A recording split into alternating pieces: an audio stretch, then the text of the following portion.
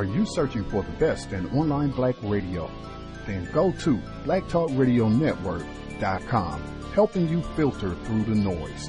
Real talk, black talk.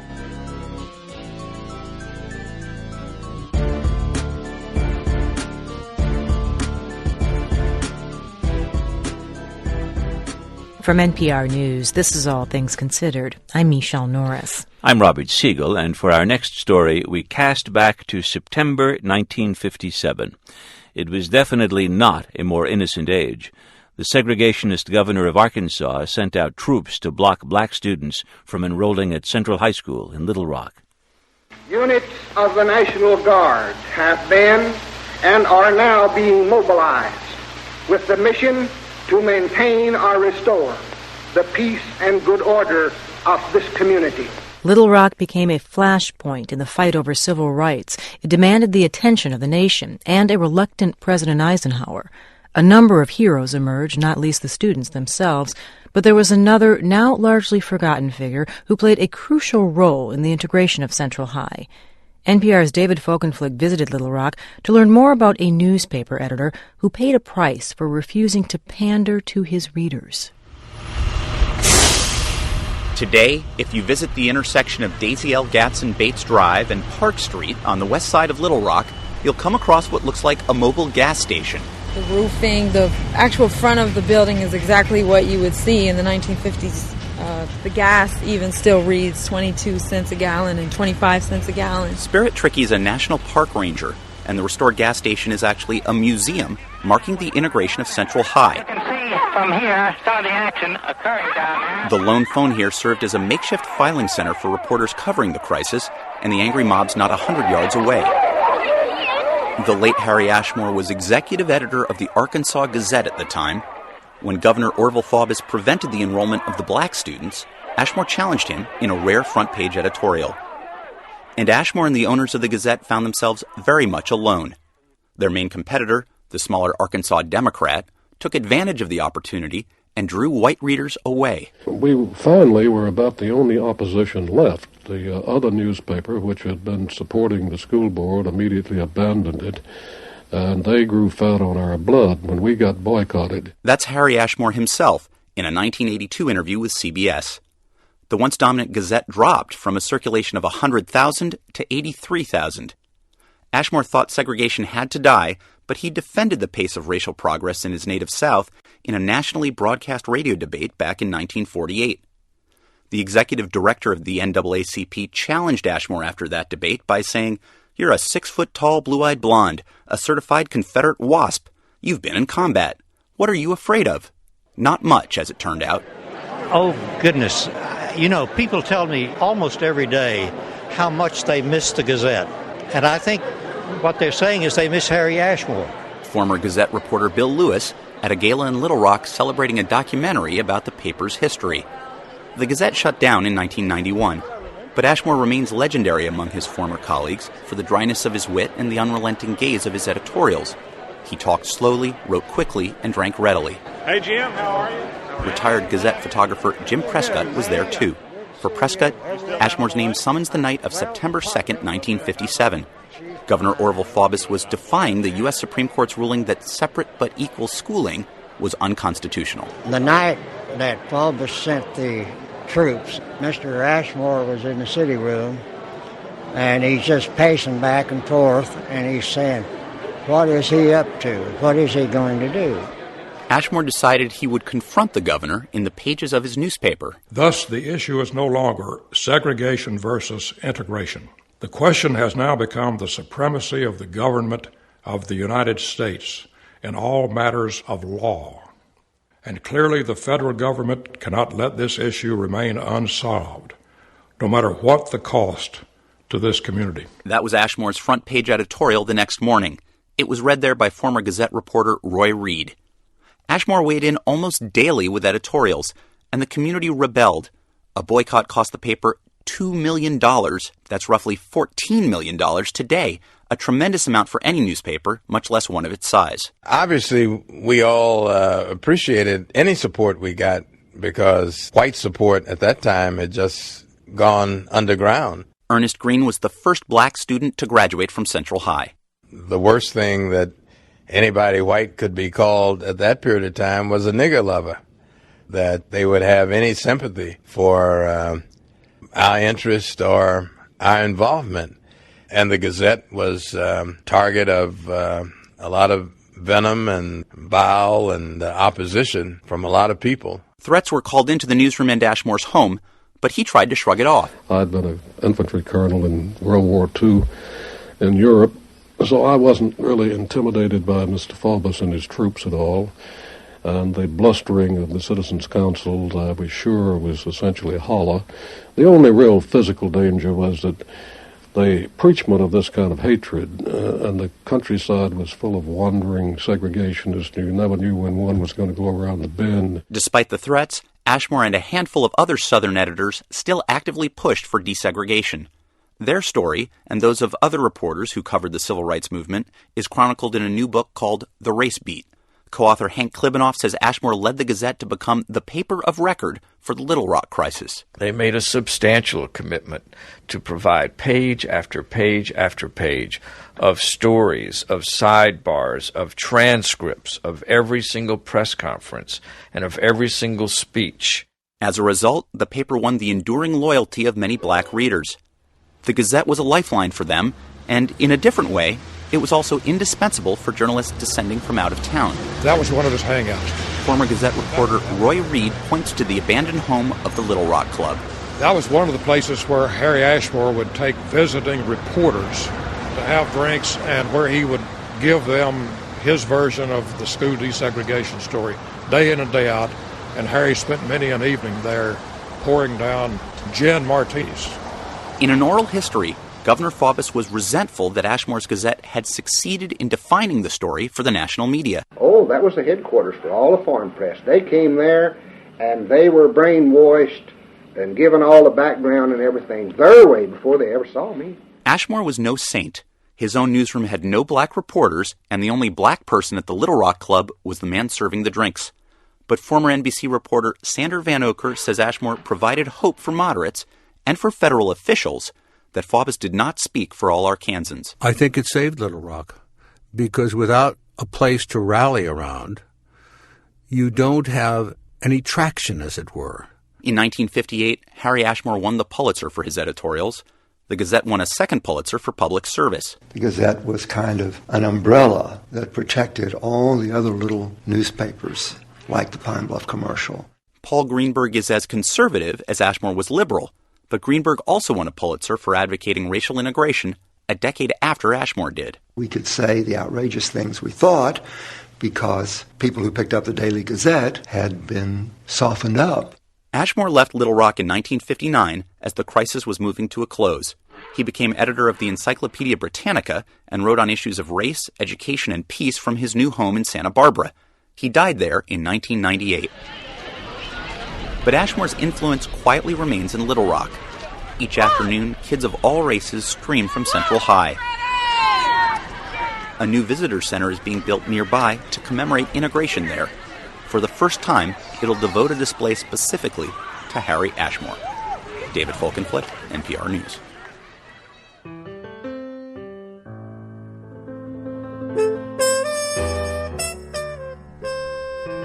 To learn more about Harry Ashmore and coverage of the civil rights era, please go to npr.org.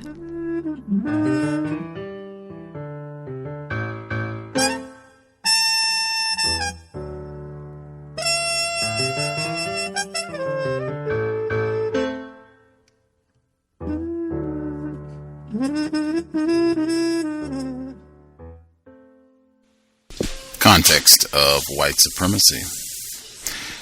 Justice Gus T Renegade in for another broadcast, hopefully to share constructive information on the system of white supremacy. Today's date, Friday, May 3rd, 2013. So I have been told. We will be back tomorrow. Compensatory call-in, Saturday, May 4th, 9 p.m. Eastern, 6 p.m. Central. Looking forward, catching up. It has been an interesting week on the plantation. Most of them are. We'll chat it up tomorrow. Dial in, see if you can bring a non-white person to listen. If they're a non-white person, they're less confused. Have them dial in. If they're a non-white person struggling with anti-blackness, that would definitely be great. Always, I think, important to focus on how we have been infected with the toxins of racism, white supremacy, anti-blackness. We were talking about this yesterday.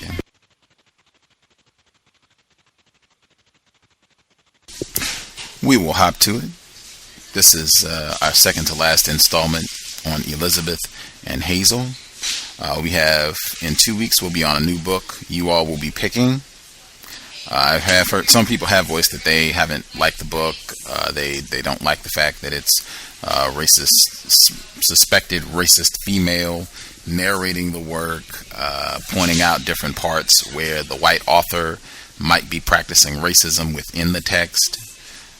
For my brain computer, I think that's important because this is something that I don't think we do enough of, and that's victims of racism carefully scrutinizing the words of white people, particularly when white people are talking about racism. I think this is an important exercise, but I could be wrong. So it seems like a lot of people said they haven't enjoyed it. Definitely voice that if you feel it was not constructive. Investment, let that be known. You all can pick two, and that will correct at least the order because I went out of turn picking this book. And either way, you all are picking the next book, so there should be suggestions. If you have a book you think we should do next, you can email. I think we already did have some suggestions. I said last week Achibe because I think we had at least one or two people who wanted to do Achibe. If that is chosen, it will be a book other than Things Fall Apart. Not that I'm hating on that book, but I just felt like that's the book everyone has read. I would think a lot of people that listen to this program might have heard that book or read that book already. It's easy to access. I think we should try to take advantage of accessing some of his other work to talk about because he's written a lot about racism, white supremacy. So as long as it's something other than Things Fall Apart, I'm cool in the gang and would do it with glee. If you have other suggestions, you can email them to me untiljustice@gmail.com. untiljustice@gmail.com. You can share them on the program as well. But 2 weeks and we'll be picking the book. Let us know what you all would like to touch on next. The clip that we heard at the beginning of the program, as I said, white people are not ignorant about racism. I know a lot of white people and they listen to NPR. I just started listening to NPR really in the last year or so. I've known a lot of white people. They've been listening to NPR from like the cradle. NPR has extensive archives on the Little Rock Nine situation, going back all the way into the 90s that you can access online, where they're interviewing Ernest Green, Elizabeth Eckford, Melba Batilla Beals. I played some of that in the archives and the clips at the beginning of these programs. You can access that there. They also talk to some of the white people. They even talk to some of the white members of the 101st Division, where they have interviews with them like 40, 50 years later and what they remember and how things were. White people are not ignorant about this. The thing that stood out to me in the segment that I just played, this Harry Ashmore, that's one of the things that I point out all the time. White people will get in trouble with other white people if they do not follow the rules, the code of racism, white supremacy. You get in trouble with other white people, and I think it's important to point those examples out as another reason why I think it's foolish and it's not logical to expect that white people will voluntarily discontinue the practice of racism. There are consequences for being white and opposing racism. This is another, and it's not even that many examples of this, but great example of this, talking about how much money that his paper, millions in today's terms. Very important. I also thought it was important that they pointed out that this white man, Harry Ashmore, who printed these editorials in the Arkansas Gazette speaking against the white people who were supporting quote unquote segregation, I thought it was important that they said he wasn't hiring black people, not trying to, in my view, I read that as we're not trying to say that this white man didn't support white supremacy, racism. We are pointing out, though, that he did not agree with these other white people's method of practicing white supremacy, racism. That's how I interpreted it, and I thought it was really interesting when they read his critique, Mr. Ashmore, and he talked about the supremacy of the government, the supremacy of law. And I thought that was real important, that he felt it was important that we have a code we're supposed to be following. There has been a decision made, and we as white people are supposed to honor the white code. And these white people over here, I'm for racism, white supremacy too. You don't see me hiring any burrheads on my staff, but you're not following the code. You're violating the code. And I think when they articulated this, he did a great interview. Mr. Ashmore, anyone who's interested, he did an interview with Mike Wallace. And it's online. You can check it out. It's from 1958. So it's after the first school year ended. And this is when the governor has shut the school system down, right? Like after the first year of quote-unquote integration, he closes the school system. And so they're talking about all this and how his paper was attacked. It's real interesting. It's about 15 minutes. I'll post the link if anybody's interested. But he's doing this interview with Mike Wallace. And he says that we do not want to set a precedent of just because there's a law that I don't necessarily like or you don't like, and people go out and they kick up a fuss about it, then we change the law. And he says that's a really bad precedent to set, and I just don't think we want to do that. They've made a decision. We should respect the decision and move forward. I just thought it reminded me of Neely Fuller Jr., in fact. I think if you watch this clip that I'm talking about, it's like it just seems like he is of that same era, the same mind state of Neely Fuller Jr. And this is from 1958. I don't know. I'd have to look at the ages to see if they're close in age. At any rate, we'll get right to it. Elizabeth and Hazel, as I said, we should be picking up this week. I think we will get to the section where they talk about when Elizabeth and Hazel go on Oprah and getting more details about the nature of their quote-unquote friendship and how things fell apart. Context of White Supremacy, David Margolick, Racist Suspect, Elizabeth and Hazel. Chapter 29. For a moment, the two women faced one another. This rendezvous, unlike the last, would not be made memorable by their clothes. Elizabeth wore jeans and a sweatshirt. Seeing her now, rounded out, even stocky, it was hard to visualize the slight and fragile girl of 40 years earlier. Hazel had already dressed for the photograph, of course, in a beige pantsuit beneath a jacket with a blue floral print. She wasn't crazy about the outfit, but she'd been too busy to find anything better. Elizabeth greeted Counts and his wife warmly. Still imagining Hazel as a blonde, she was taken a bit aback to behold a brunette. "Hi, I've always wanted to meet you," Elizabeth told her. Hazel thanked Elizabeth for seeing her. The encounter was inevitably more freighted for her. As was her wont, she hoped for something grand, something symbolic, while Elizabeth was stoic, clinical, wary. "You're mighty brave to face the cameras again," she told Hazel as the three visitors entered the house. Hazel found the remark puzzling. Elizabeth seemed to be warning her of risks she herself couldn't foresee. Well, the papers had hinted at her prickliness. A line from the Dale Carnegie course Antone had once taken popped into her head. "If you see a fish on the wall, ask about the fish." When she brought up Elizabeth's flowers, it seemed to break the ice a bit. It was a sad house, Hazel thought, dark, with none of the pillows or bric-a-brac or pictures or wall hangings that decorated hers. Elizabeth had saved up to buy 2 new outfits for the commemoration. The question now before the house was which of them to wear. As Vivian Counts remembered it, Elizabeth turned to both her and Hazel for guidance. Hazel recalled things differently. She felt excluded. Elizabeth, who had gradually restored colors to her wardrobe, ultimately opted for a navy blue pinstripe jacket, red vest, white blouse, and a navy blue skirt. Then they hopped in the van, with Hazel and Elizabeth like 2 teenagers being fixed up by their parents, thrown next to one another in the back. Elizabeth spoke animatedly with Will and Vivian Counts. Again, Hazel felt ignored. Vivian Counts treated Elizabeth overprotectively, Hazel thought, as if she were made of glass. Only when Elizabeth asked Hazel where she lived did things thaw a bit. The whole way, in fact, Elizabeth was thinking, lamb to the slaughter. While feeling no particular bond with Hazel, she pitied her. She was a naif about to re-enter the racial maelstrom. Soon she would find herself in over her head. At the visitor center, Counts ran into Skip Rutherford, a Little Rock public relations executive who was helping plan the commemoration.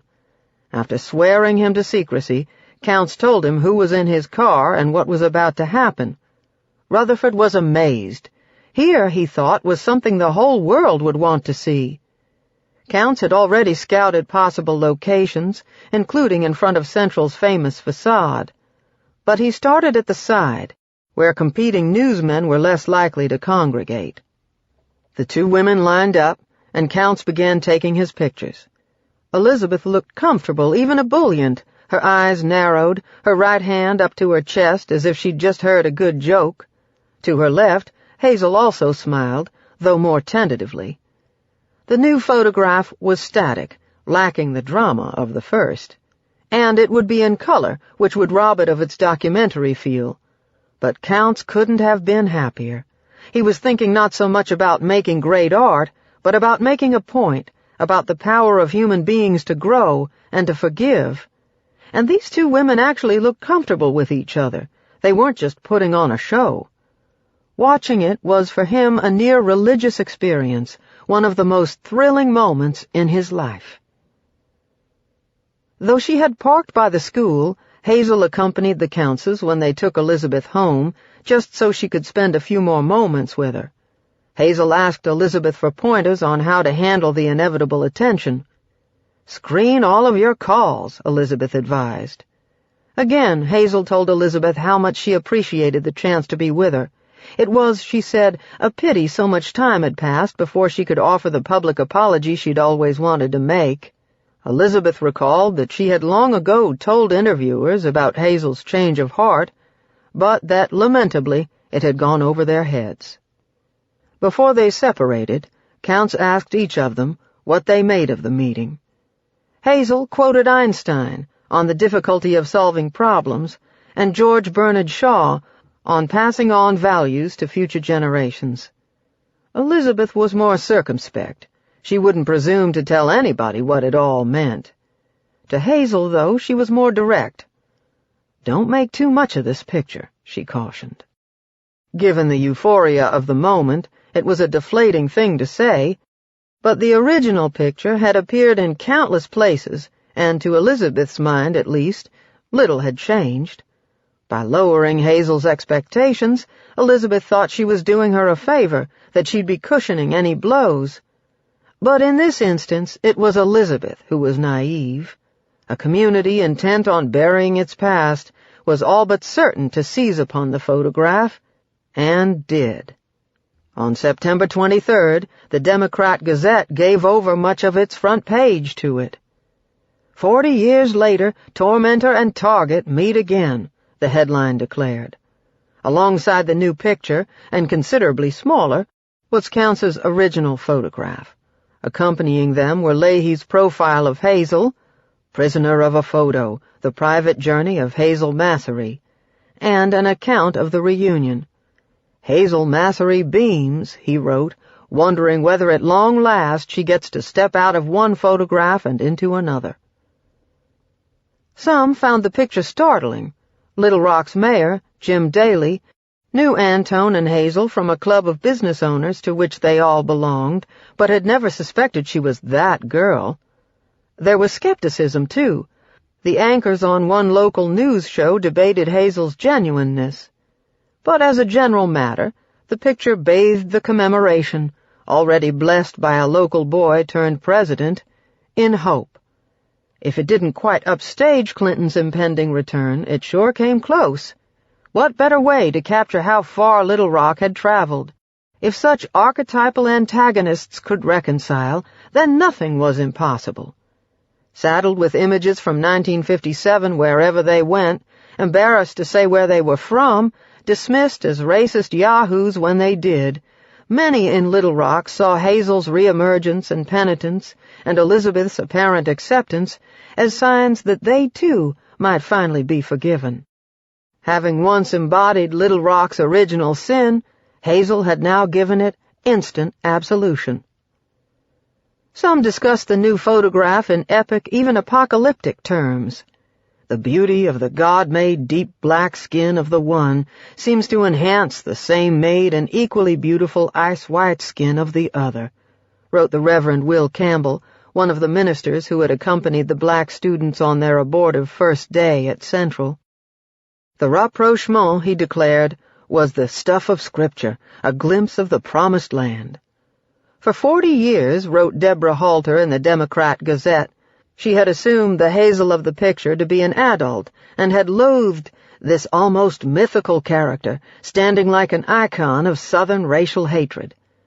Now she realized that Hazel had been 15 years old, an empty vessel into whom others, her parents, her teachers, her minister, had poured all their prejudices.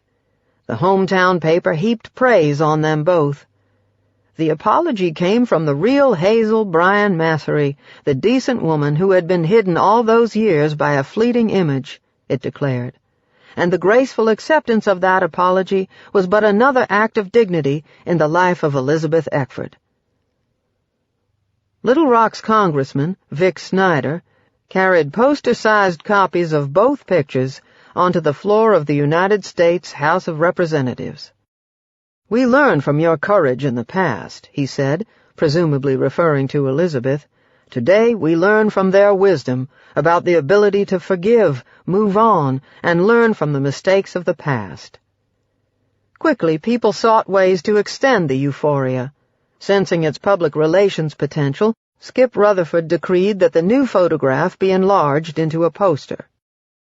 A few people, Sammy Dean Parker, Victoria Brown, Joe Holland, the man with the smiling face behind her in the original picture, called Hazel to congratulate her, and she got some encouraging mail. Jean Whitehead of Little Rock wrote to say that tears of joy had run down her cheeks as she read the article. To Diane Lyons, whose father had coached at Central, the story was the best part of the entire anniversary. After reading about Hazel, Cheryl Heerwagen wrote, it was she who was now ashamed for misjudging Hazel on Nightline. "I am sure I am not the only one this morning to have a change of heart about you," she said. Hazel got little reinforcement from her children. They seemed equally uncomfortable with both ends of their mother's story, what she'd originally done and what she was doing now. They just wanted it to go away. Her mother's reaction wasn't so clear.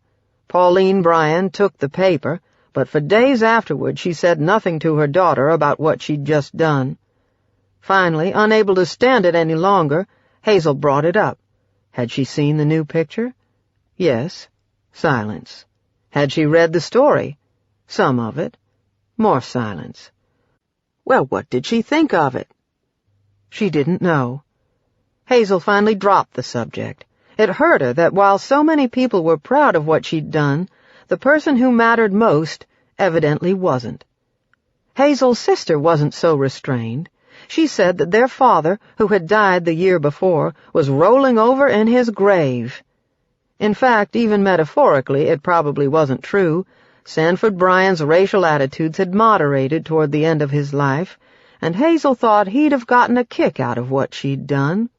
He usually had. Chapter 30. It was June Shee's first big break. Only a few days before Bill Clinton was to speak at the 40th anniversary celebrations at Central, the man assigned to write his remarks had an illness in the family and couldn't deliver. So the president's chief speechwriter, Michael Waldman, put Shee on the case.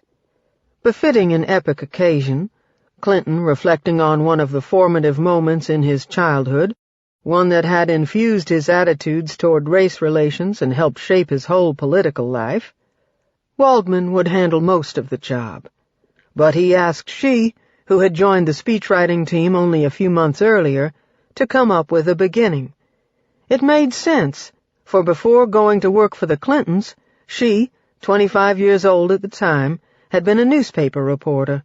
She knew how to write a lead. Pretty much all Shee had learned about Little Rock she had picked up watching Crisis at Central High, the 1981 made-for-television movie featuring Joanne Woodward as Mrs. Huckabee and an anonymous actress as an anonymous Elizabeth stand-in.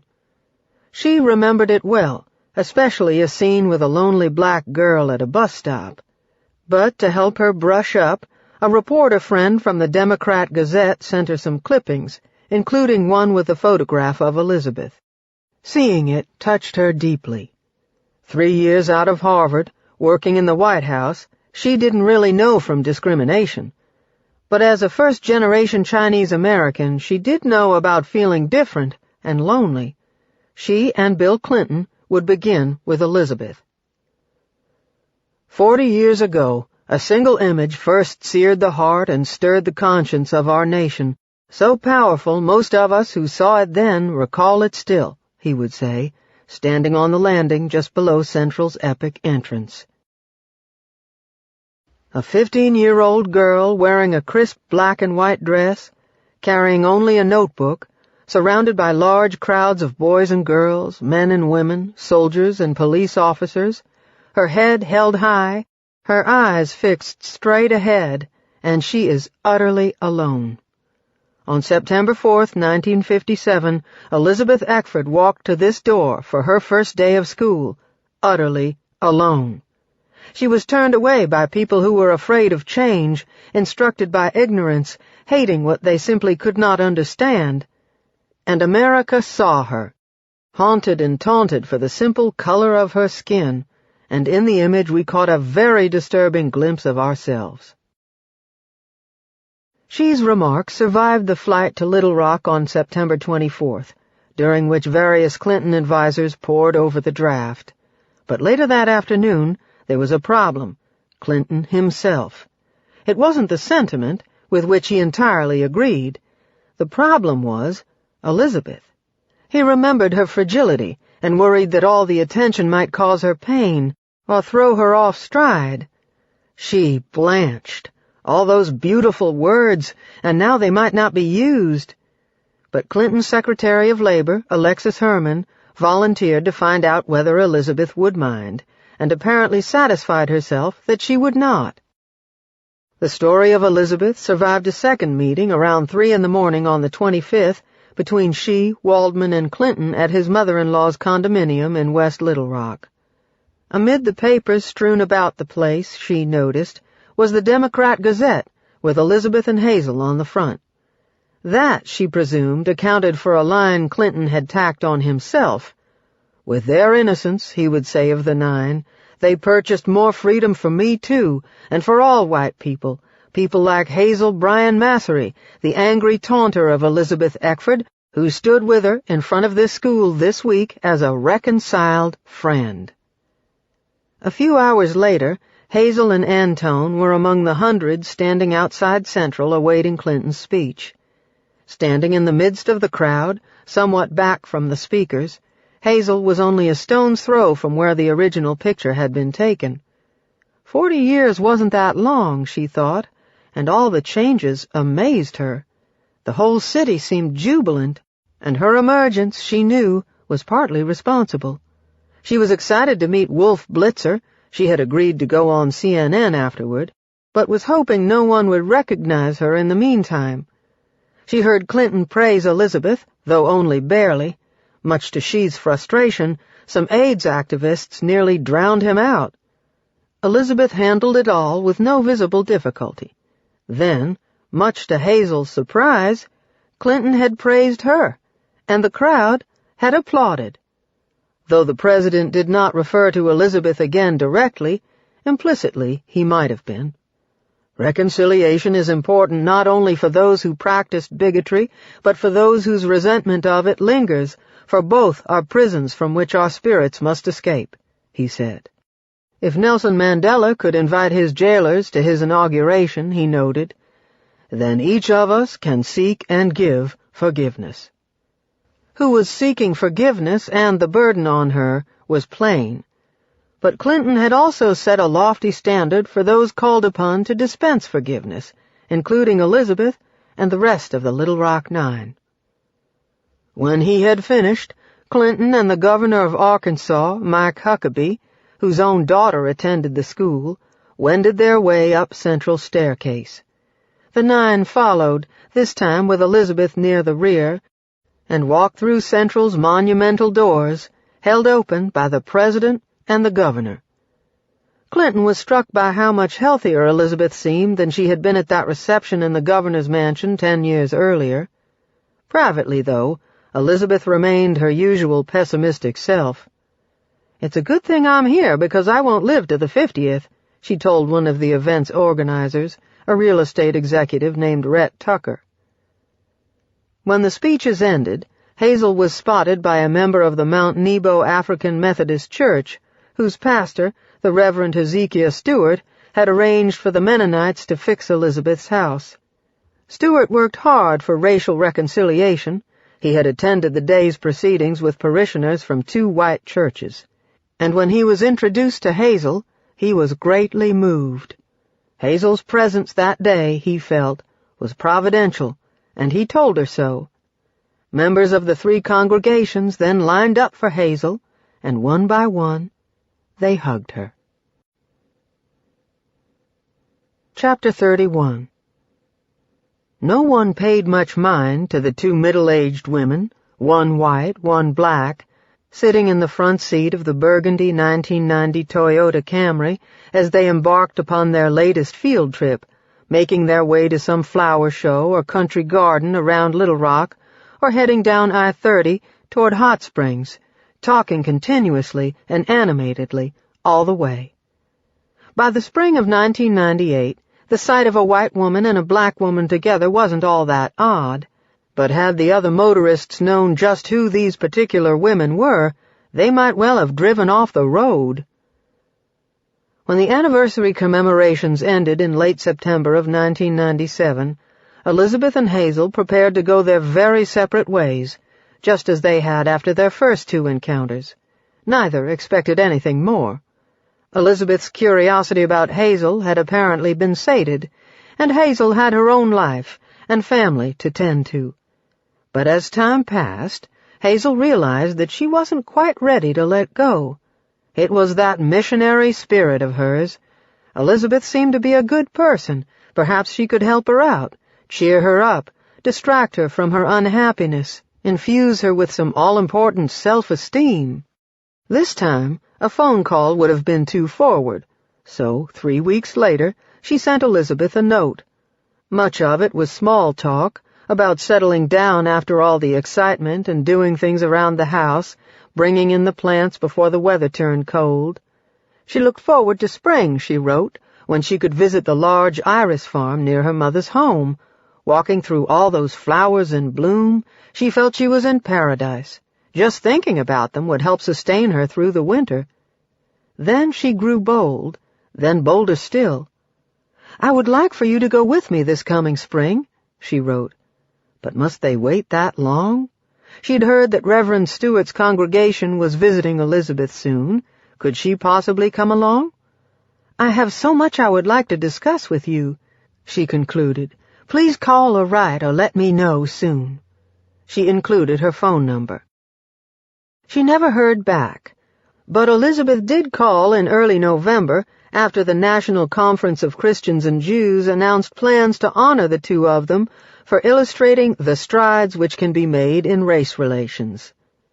They had a long and pleasant conversation about the award and about what they would wear when they signed the new poster at the Visitor Center shortly before. "I felt very happy," Hazel wrote after they'd spoken. "I went to sleep with a smile on my face." In mid-November, Hazel invited Elizabeth and 2 of her sister Anna's grandchildren to her house. Then, later that month, came the poster signing. A large crowd showed up, including Congressman Snyder. As for the poster itself, Hazel thought the original picture was too small. As much as she hated it, she believed it couldn't and shouldn't be hidden. Elizabeth had a different problem with it. She thought the title, Reconciliation, overstated. There was a big difference between that and forgiveness. But no one had asked her about it, and characteristically she did not complain. In fact, she used the term when she and Hazel inscribed a poster for Will Counts. "Thank you so much for your wonderful support to make this event possible," was what Hazel wrote. What a difference 40 years can make. Thank you for making it possible for us to close the circle, Elizabeth added. Reconciliation helps us to look forward to a hopeful future. Afterward, Hazel proposed to Elizabeth that the two have lunch together sometime. So in early December, they ate, then went to the Salvation Army together to look at second-hand books. Throughout, they spoke about families and recipes and enjoyed some plain girl talk. A week later came the NCCJ luncheon. Elizabeth was late.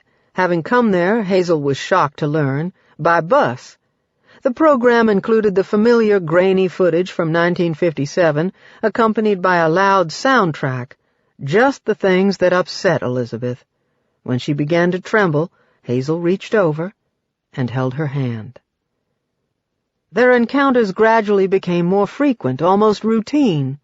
Over the next several months, they went to a home and garden show and bought daylilies and irises together.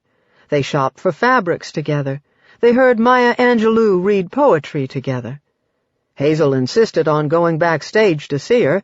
She thought Angelou would want to meet them, and was crushed to find her standoffish without the slightest idea who either of them was. Elizabeth visited Hazel at her home, and they grilled hot dogs together. They went to Little Rock's riverfront market and ate barbecue together.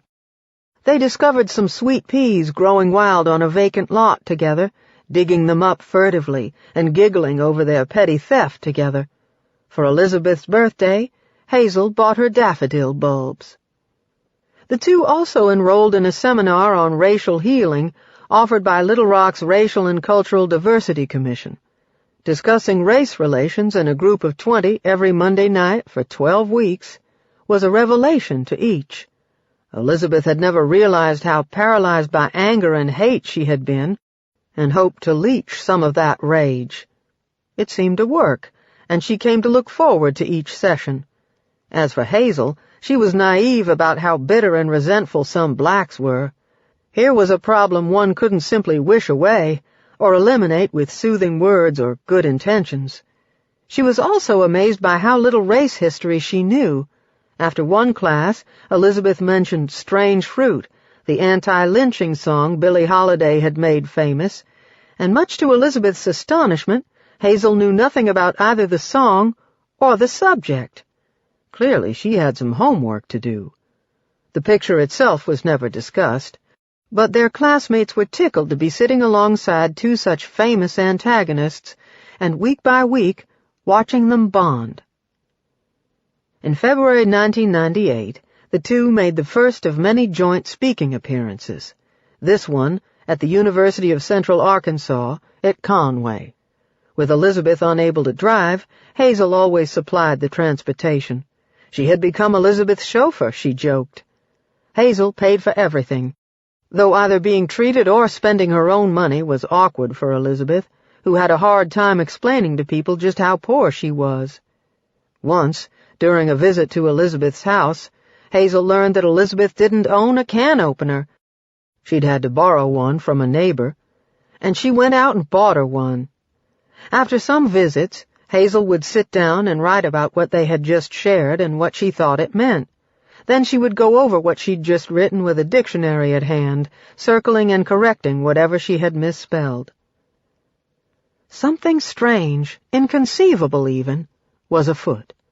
It was one thing to pose for a picture together, but now, out of the public glare, Elizabeth and Hazel were becoming friends. Slowly but steadily they realized that more than fate had bound them together. They really had a good deal in common. True, Elizabeth was better educated, better read, and better spoken, far more cerebral than Hazel, while Hazel was better adjusted, led a more balanced and stable life, and was more practical than Elizabeth. But each was, in a sense, self-taught.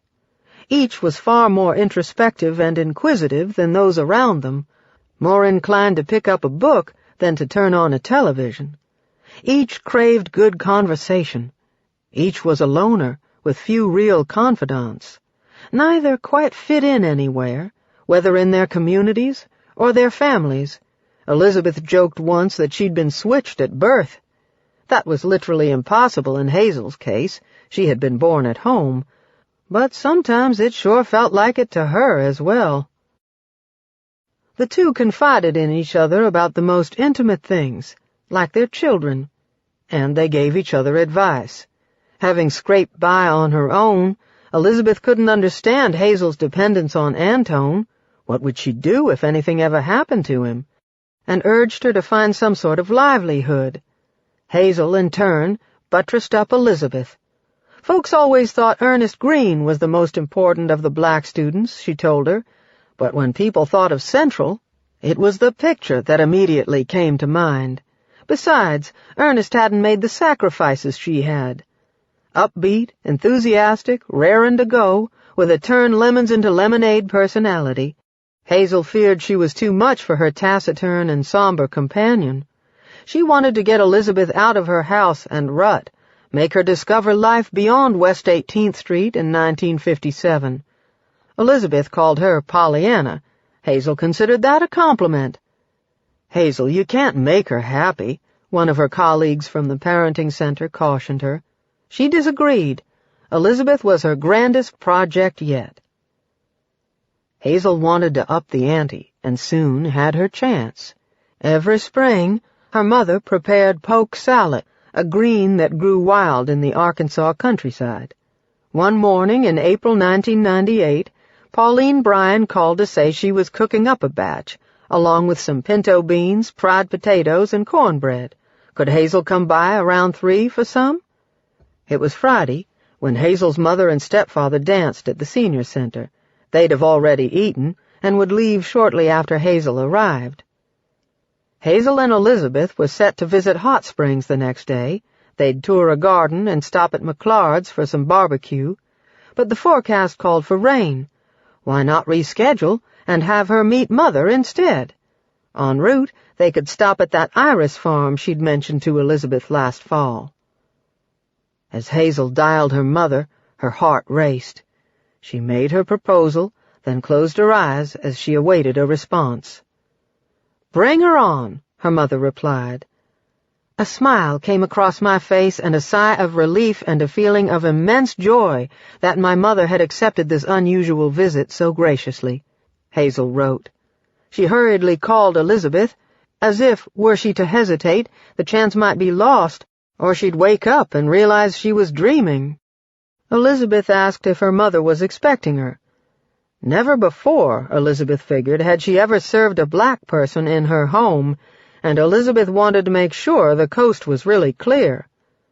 The iris garden was closed. The two had to settle for gazing over the fence. But one of the irises in her mother's yard, a St. Helen's wake, with white ruffled petals and a yellow beard, was in bloom. Elizabeth gasped, then walked over and cupped it in her hands. I smiled as I felt our commonality for the beauty of this flower that had played its part in mine and Elizabeth's budding relationship. Friendship? Hazel wrote later. Hazel's mother greeted them at the door. Soon, lunch was ready. Elizabeth fixed herself a plate, but held back. This was the South, and she'd assumed Hazel would say grace. "Oh, no, I'm not religious," Hazel replied. And the two realized there was one more thing they shared. Dessert was lemon meringue pie, made with fresh lemons Hazel's mother had brought back from Arizona. So impressed was Elizabeth with Pauline Bryan's flaky pie crust that she asked for and got the recipe. Hazel's mother served her guests, but did not join them. Hazel hadn't mentioned her dance date. Elizabeth assumed she was purposely staying away. Chapter 32. Though Elizabeth allowed few people into her life, she made an exception for students. Young people, she believed, were still untainted by racial prejudice and less likely to exploit her. Now, thanks to a persistent high school history teacher from Northern California named Jeff Steinberg, her sessions with them became a regular occurrence.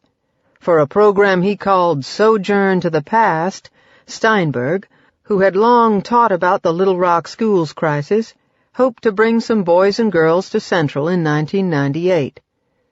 When he telephoned Elizabeth to ask whether he could, she was non-committal. But when 150 of his students wrote her letters, she almost had to relent. Besides, she thought the session might provide her a kind of therapy, helping her to overcome her post-traumatic stress disorder. She consented to see them the following February, but with one stipulation, that Hazel, too, take part. Steinberg happily agreed. Coming to learn of Elizabeth's sensitivities, Steinberg devised a code of conduct for his students. No hugging or crowding around her, no loud noises, no picture-taking. That last item was Elizabeth's idea. After all, she thought herself ugly. Elizabeth developed her own rituals. She would never eat or drink beforehand. She would always keep a lined wastebasket and paper towels nearby, just in case she got sick. She wouldn't wear her glasses so she couldn't make out any disapproving faces.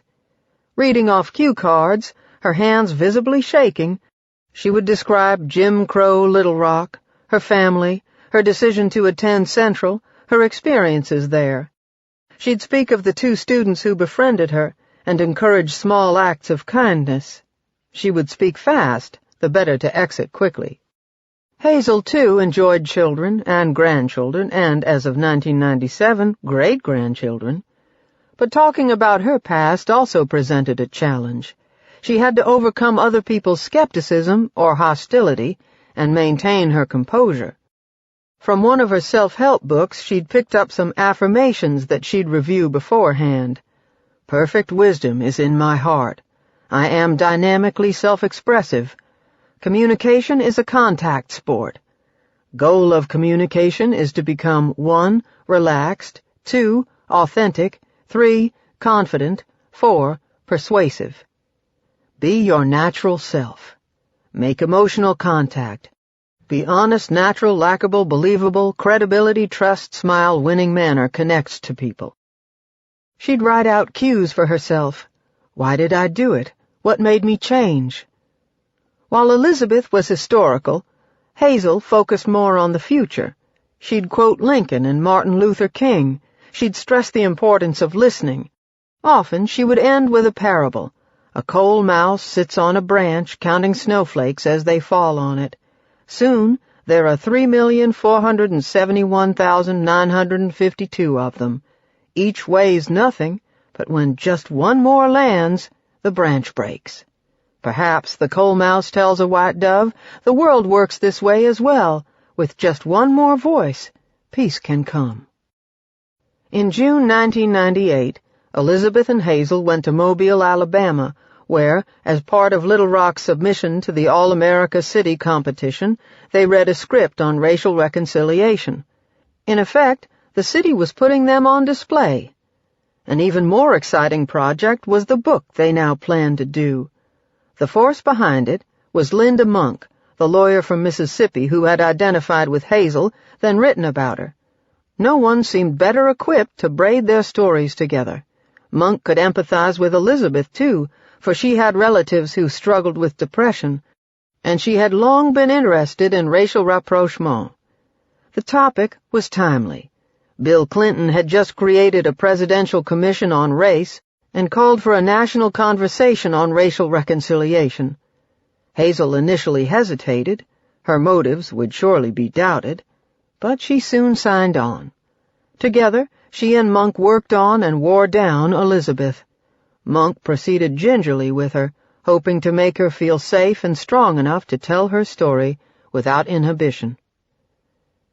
Putting it all together, Monk warned, would not be easy. The 2 women would have to go to what she called the depths of the depths together, starting that candid conversation about race that most Americans avoided. Hazel was ready to go. Elizabeth said that as long as she took her medication, she could proceed, but she had a couple of caveats. First, nothing could preclude the children's book she hoped one day to write, and second, the book could not be a tear-jerker. I don't want to be crying in it like Tammy Faye Baker, she declared, referring to the disgraced televangelist. Her crying was tiresome. Well, you don't have the mascara, Hazel noted. As for the proceeds, Elizabeth had it all worked out. 33% each for Hazel and Monk, and 34% for her. Given all she'd been through, she thought she deserved a bit more. Generally, she was upbeat. "For me, things are a whole lot better," she said. She'd become more tolerant. She wanted to live. Over that 4th of July, Monk came to Little Rock. Like everyone else, she needed to convince herself that Hazel was sincere, that part proved easy, and that Elizabeth believed in racial healing, which was harder. But Elizabeth, she could tell, was clearly emerging from the darkness. At Hot Springs, the three women took mineral baths and massages together, a tradition for white Arkansians, maybe, but experiences Elizabeth had never had. She seemed afraid of the water, climbing into the tub very timidly. Hazel and Monk helped her. Then each massaged one of her feet. Monk returned over Halloween, when they cooked hot dogs and toasted marshmallows together around a bonfire outside Hazel's house. Watching the flames illuminate these two famous faces, then reach skyward, Monk felt something almost supernatural in the air.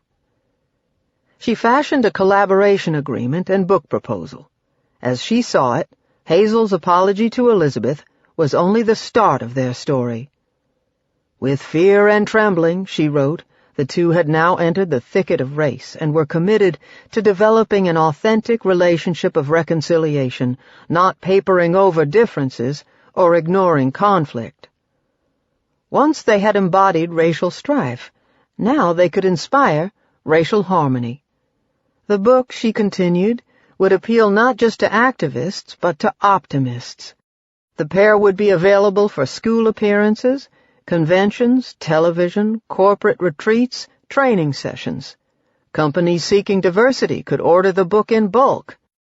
Their tale was a natural for Oprah Winfrey, addressing the themes of triumph over adversity and redemption out of suffering that Oprah finds so compelling. All they had to do now was write their story, and before that, to live it. In November 1998, as he signed legislation making Central High School a National Historic Site, Bill Clinton signed a second document awarding the Congressional Gold Medal to the 9. A formal presentation would be held the next year. Along with the others, Elizabeth came to the White House for the signing ceremony. Afterward, she was invited to fly back to Arkansas with the president on Air Force One. She was far too flustered to say much to him in the few minutes they had together, and she felt bad about it. The Monica Lewinsky scandal was then engulfing him, and she thought he could have used a boost. Things had progressed with Hazel to the point that when Elizabeth had happy news, she wanted to share it with her as much as with anyone else, and Hazel was among those she called from the plane.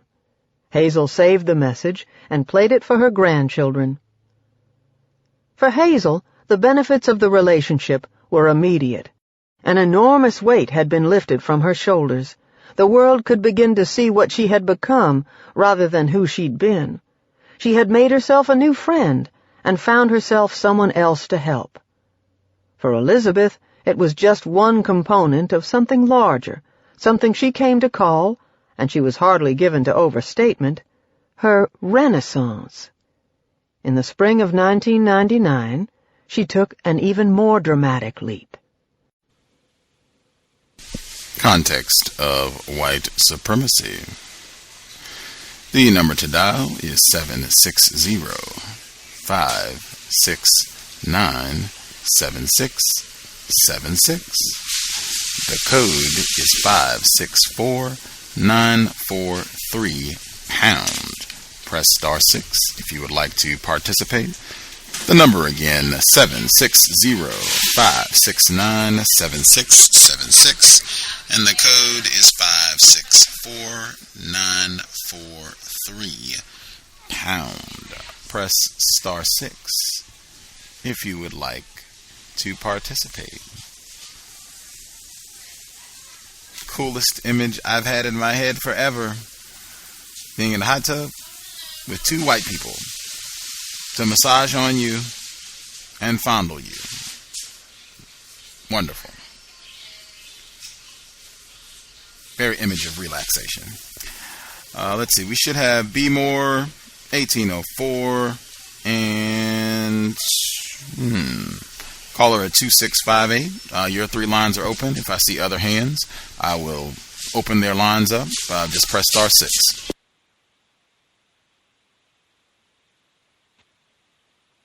This is 1804. Evening. Can I be heard? Yes, ma'am. Was anybody chuckling when she was showing concern for Bill Clinton? Slick Willie is the man. He is beloved by all. I have lost count of how many non-white guests that we've had and other folks who come by who just love and adore Billy Clinton.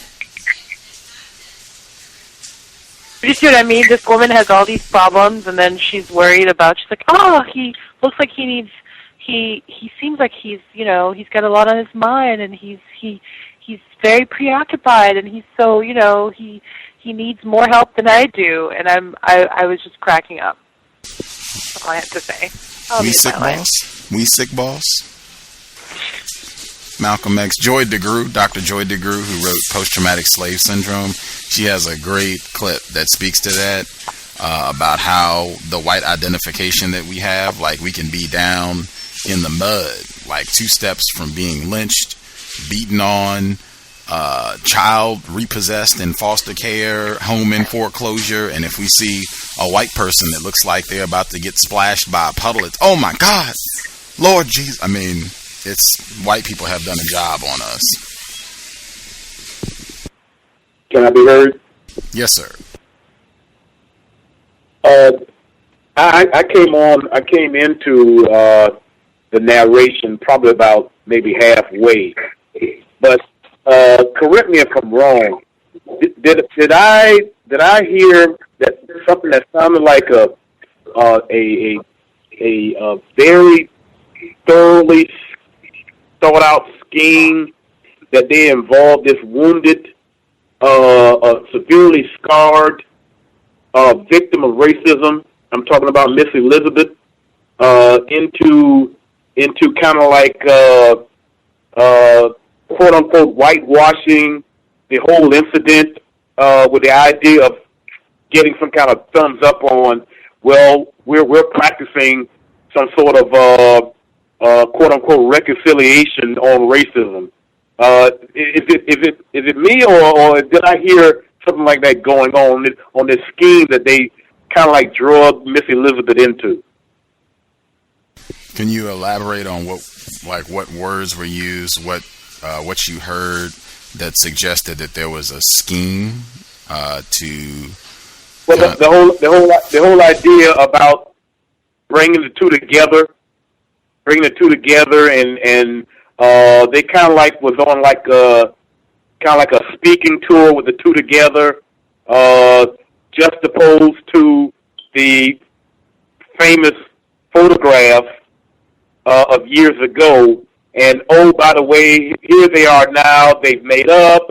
It shows you that the possibilities of that racism can be solved because this white person now doesn't feel the same way that she did 50 years ago.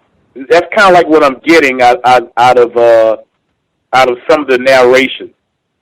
I don't know. Maybe I'm looking at it the wrong way, because I'm not hearing a whole lot of feedback back from it. But it just seems like, the white supremacists in their business as usual, and it's obvious to me that Miss Elizabeth has been severely wounded during the course of her time, from that time where she was out there by herself as a child to this present point in what the narration was talking about, with this reconciliation.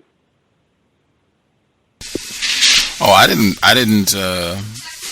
wasn't suggesting that you were inaccurate. I was just wanting you to give more details about what you heard that suggested there was a scheme hatched. It made me think of this section of the book right here. This is on page, for me, it's on page 216. It says, in June 1998, Elizabeth and Hazel went to Mobile, Alabama, where as part of Little Rock's submission to the All-American City competition, they read a script on racial reconciliation. In effect, the city was putting them on display. An even more exciting project was the book they now plan to do. The force behind it was Linda Monk, the lawyer from Mississippi who had identified with Hazel, then written about her. No one seemed better equipped to braid their stories together. Monk could empathize with Elizabeth too, for she had relatives who struggled with depression, and she had long been interested in racial rapprochement. The topic was timely. Bill Clinton had just created a presidential commission on race and called for a national conversation on racial reconciliation. Hazel initially hesitated. Her motives would surely be doubted, but she soon signed on. Together, she and Monk worked on and wore down Elizabeth. Monk proceeded gingerly with her, hoping to make her feel safe and strong enough to sell her story without inhibition. I will stop there. That last part, Gus, is what gave me that suspicion. The actual victim, even in her in my mind perceived damaged status, was once again reluctant, and she's been continuously reluctant ever since that tragic incident that occurred with her as a how old was she? 14, 15 years old. You know, she's been damaged since, and all I've been hearing through the narration is how the white supremacists, you know, kind of like switch their mode from, okay, well, how do we make something out of something constructive on our part? Maybe constructive is the wrong word to use. How do we make something beneficial to us out of this incident? And they've been kind of like, she's been the more reluctant one out of all of the 9 victims, because she probably was the most psychologically damaged, as opposed to what I'm hearing out of the 2 stories. And so that just gives me the idea. My mind just clicked on that. You know, on the when the narration, and also when you reread that last part.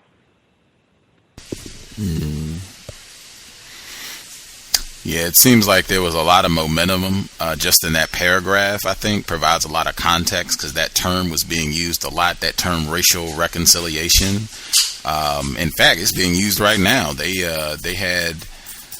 She has a lot of names. I think it's Brown Marshall, Gloria Brown Marshall. She's a non-white female. She wrote an essay this week talking about black politicians getting in trouble and how that impacts black people on the whole. And she was on WBAI this week, and she was talking about how she wants a national forum on racial reconciliation. And she was talking about a lot of the same things they mentioned. She was saying that they had this in South Africa, and it's really important, and racial reconciliation, that's what we need to heal. And that, I think, was a really hot term in the 90s because that was happening in South Africa, and I think they were pushing to have that sort of dialogue, these sort of dialogues happening, Bill Clinton, with what they touched on with the conversation on race. So I think it was probably a lot of white people saying, hey, this is a way we can make some money.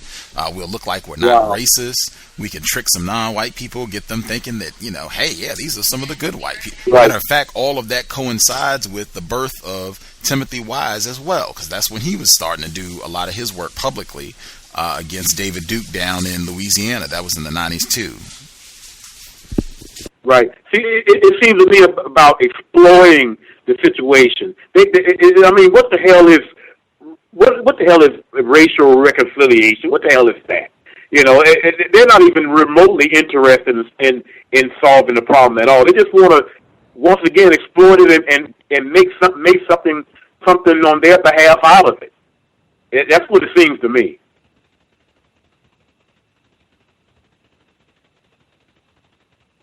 No compassion or anything.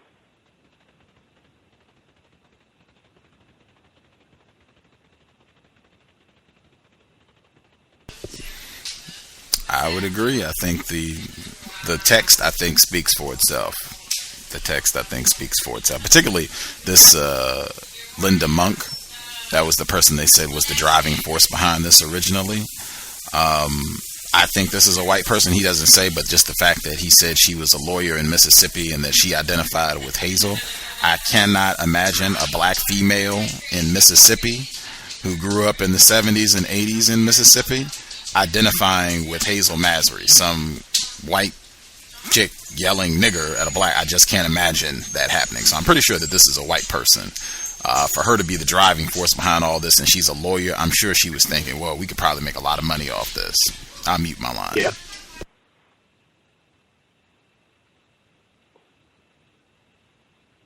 Peace, can I be heard? I can hear you. Okay. Yeah. Yes, I also wanted to touch on, it seemed like Hazel was just apologizing for recognition. Just how, the different perspectives. I believe the book was saying how Elizabeth felt, and then it would go on to say that Hazel felt this way. And at first they had, differing opinions about what was going on, what was occurring. So I thought that really stuck out. And then I was thinking, how people think that it's just racist man, but it's racist man, woman, and child. When Hazel's mom wasn't proud of her for, doing what she did or whatever, but she was saying something about her father getting a kick out of it because his racist feelings had moderated during the end of his life. So I was just thinking, wow, okay, she's saying that her father started, so she said, losing some of his racist feelings upon his death or whatever, but the mom's still not feeling it. What else stuck out? I felt like that Hazel was getting more praise than Elizabeth in everything they did. I don't know, it just felt like they talked about all the good she's doing and things like that, but it was very little praise and recognition for Elizabeth. The fact that they labeled them as friends and things like that, and even the use of the term reconciliation, Elizabeth said that she didn't feel that should have been the word or whatever, but she never spoke about it, and then later used it in something she wrote. So I thought that was really confusing. The fact that they attended race classes really stuck out to me as well. The fact that she had never even knew about the concept of strange fruit, but not only that she seemed to not know about lynching or something like that. So yeah, that really stuck out. And then the fact that Hazel called herself a chauffeur and paid for everything for Elizabeth. It was like money, as if money heals racism. And I see that a lot. White people try to reconcile things with money, cover up their racism with money. And then with Hazel's white friend saying something about you can't make her happy, and Hazel called Elizabeth her biggest project. Yeah, that stuck out to me as well. And then also back to racist woman, when Hazel's mom was talking about, she called her mom and she said something about bringing Elizabeth home, and her mom's response was, bring her own. I wouldn't eat her food, but anyways, Elizabeth ate there, and then the lady didn't even have the respect or decency to even join them for dinner or whatever. And then the last thing that stuck out was how Elizabeth didn't want her picture taken, and in the book it said because she thought herself ugly. I thought about last night's guest and how she was talking about the different examples that made her choose the mission statement. But that's all for now. Wow.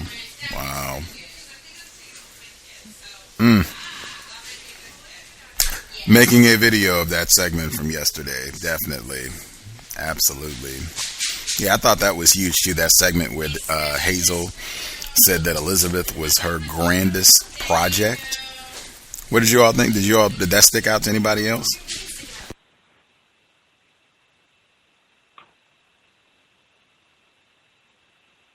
that wasn't significant for anyone else, maybe.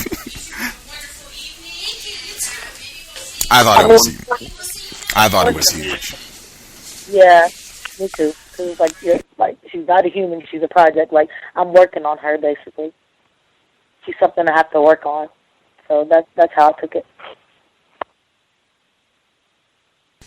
In the part where they were talking about how Elizabeth and Hazel, they were going to these classes on racism, and apparently Hazel is just an ignorant white person. She just doesn't know anything about racism. When they said that Elizabeth, her problem was that she had all of this pent up anger. They said she was paralyzed by anger and hate, and that was holding her back. What did you all think about that? And that these sessions were helping her to process through all that?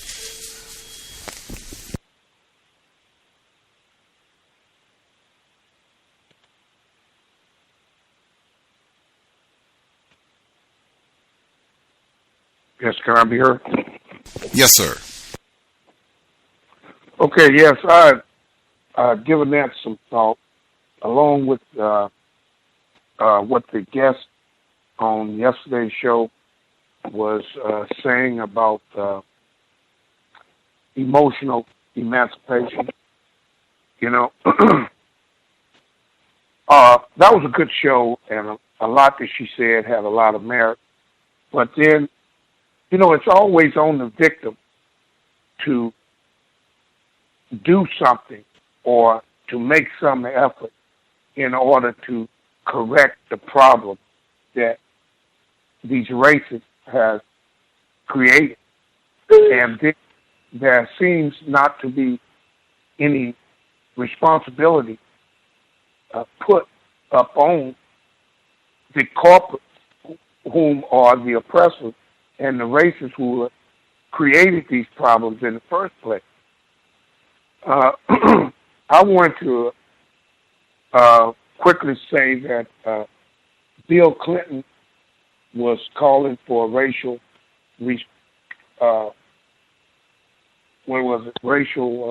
reconciliation, and at the same time, the Supreme Court was taking apart affirmative action, and he was going along with it. You know, I found that out in Kellen O'Reilly's book, Nixon's Piano. You know, it was a case before the Supreme Court that was starting to disassemble the affirmative action. And so he's talking out of one side of his mouth and doing something else.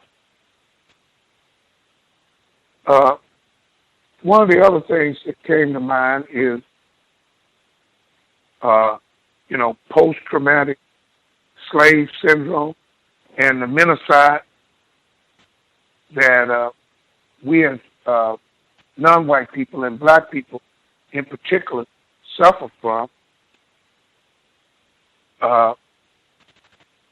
You know, we don't seem to be putting enough responsibility on the people that are causing this problem. You know, sure, we have to work through it, and we have to learn to forgive and this and that. But, you know, how about just calling the shots like it really was and looking at things clearly and then going from there? I'll mute my line.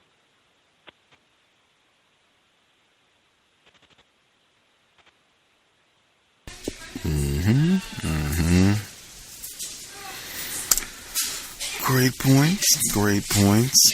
If other folks want to participate, the number is 760-569-7676, and the code is 564-943#. Press star 6 if you would like to participate.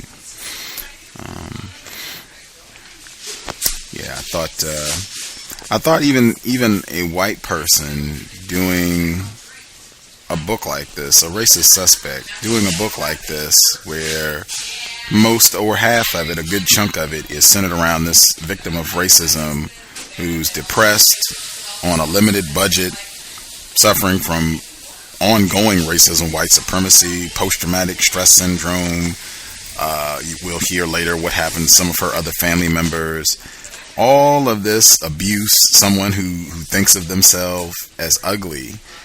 And here you are to come in and tell me how bad you feel about yourself. Tell me how many times they called you a nigger.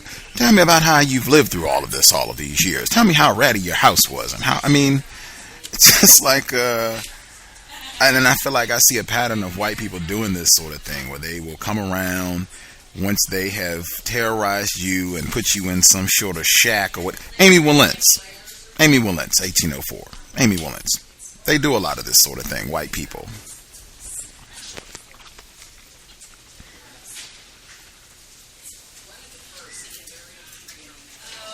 Did you all, the section Hazel they were going around, I guess, doing the book tour thing or what have you, and they went to one of the churches, and I think, I might be wrong, but I got the impression it was one of the black members, said that Hazel's presence was providential. Did that stick out to anybody?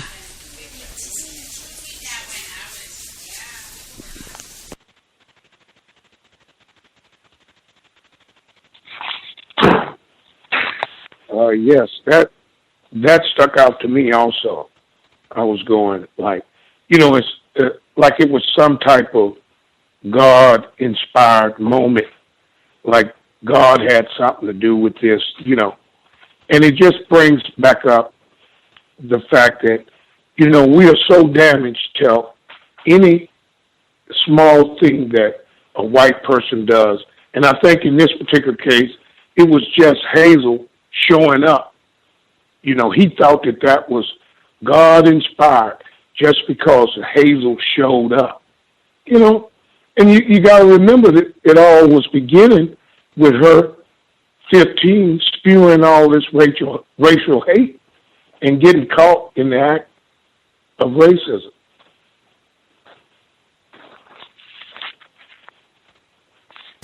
Mm-hmm. Oh, go ahead. Oh, and I was going to say, go ahead, Gus, because there's something else. Go ahead. Okay. Real quick, this is that passage where they're talking about her presence just showing up at this church. This is on page 207, I think. For at least my page is 207. When the speeches ended, Hazel was spotted by a member of the Mount Nebo African Methodist Church, whose pastor, the Reverend Hezekiah Stewart, had arranged for the Mennonites to fix Elizabeth's house. Stewart worked hard for racial reconciliation. He had attended the day's proceedings with parishioners from 2 white churches, and when he was introduced to Hazel, he was greatly moved. Hazel's presence that day, he felt, was providential, and he told her so. Members of the 3 congregations then lined up for Hazel, and one by one, they hugged her. Oh! Now, this is just skipping down. Now, hold that image up. Talk about Dr. Welsing's concept of contrast programming. Now, hold that up. Now, this is just 4 pages later. Meanwhile, in the slave cabins, in February 1991, the 2 made the first of many joint speaking appearances, this one at the University of Central Arkansas at Conway. With Elizabeth unable to drive, Hazel always supplied the transportation. She had become Elizabeth's chauffeur, she joked. Hazel paid for everything, though either being treated or spending her own money was awkward for Elizabeth, who had a hard time explaining to people just how poor she was. Once, during a visit to Elizabeth's house, Hazel learned that Elizabeth didn't own a can opener. She had to borrow one from a neighbor. And she went out and bought, Hazel learned that Elizabeth didn't own a can opener. She had to borrow one from her neighbor, and she went out and bought her one. I'll stop there just to contrast. Just a white person's presence might be the manifestation of God, white Jesus, in our very lives. Meanwhile, non-white people don't even have a can opener. Be more. And I also took note of that chauffeur and the paying for everything as well.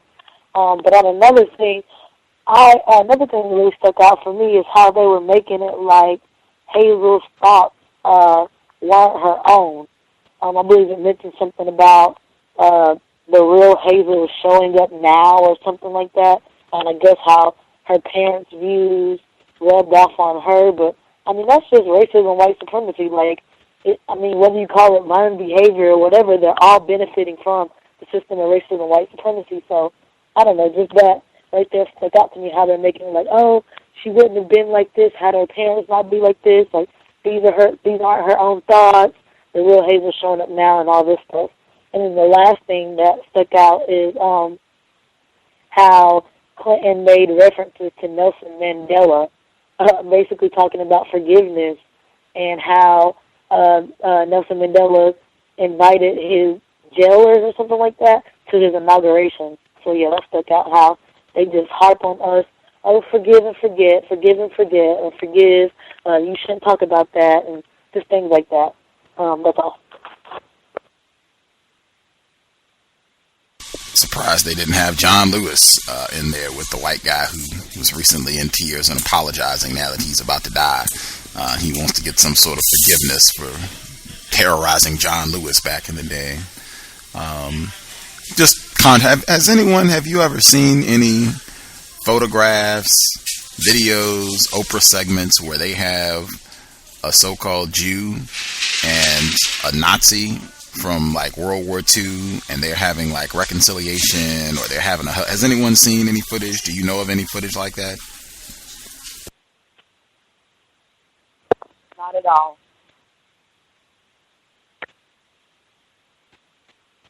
I have not. This is H04.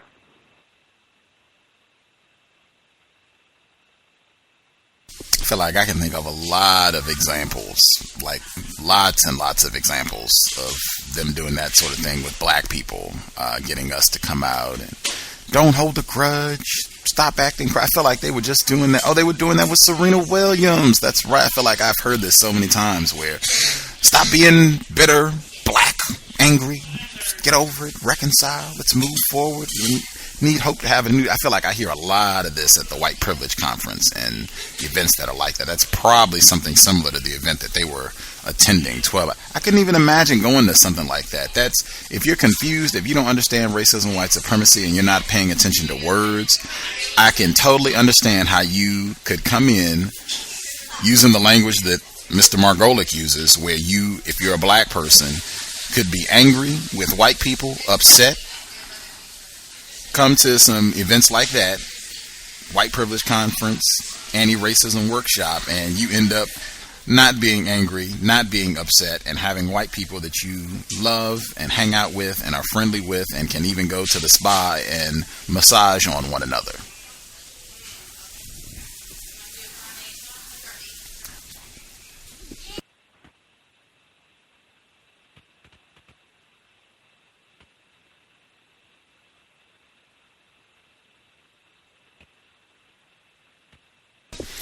See, I'm checking over some of my notes. For people who have the book,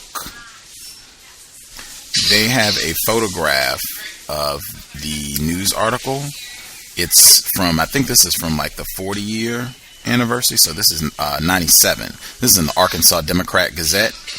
It's this is on page 201 if you got the book. I'm sure you can probably get this online, but it says, for the picture, it says 40 years later, tormentor and target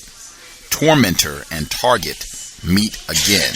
And it's got a picture of them out in front of the high school, Elizabeth and Hazel together. They have, interestingly, Hazel, she is in a light color attire, maybe white. I have to look because I think they might have described the colors, but it looks like she's wearing white. Elizabeth is wearing dark, and it's a black and white photograph, so it looks like the white woman is in white and the black person is in black. And then over to the side, right, the article is Prisoner of a Photo, the private journey of Hazel Massery. And I'm even looking at that like, what? Now, that's not Mr. Margolick. That's whoever wrote this article for the Arkansas Democrat Gazette. But wow, like the racist, the person who is yelling and calling this black child a nigger, go back to Africa and all this other terroristic language. This person is now a prisoner, as though her life was marred and horribly impacted as a result of these events. Did y'all have any thoughts on that?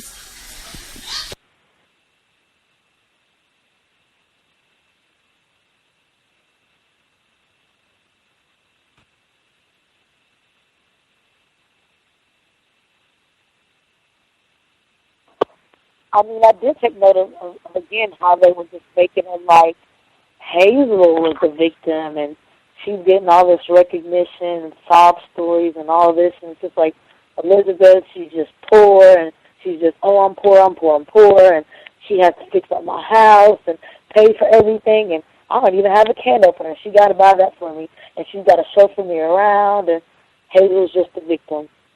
So, yeah, they stood up.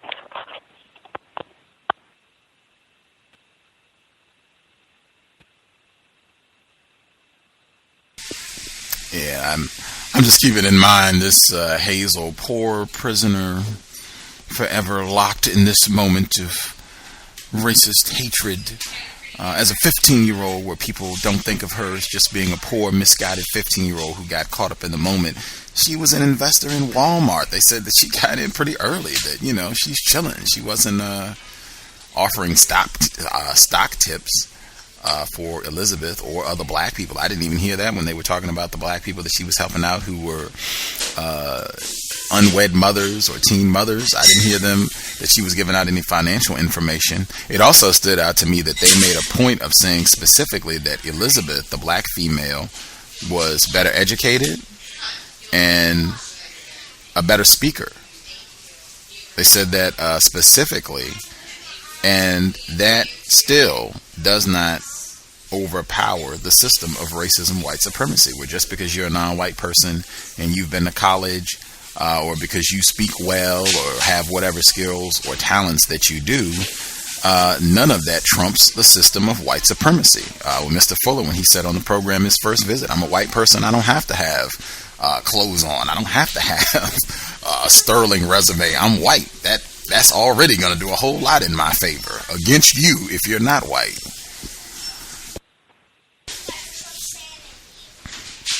Let's see here, we got about person that dialed in from a blocked number. You should be with us as well.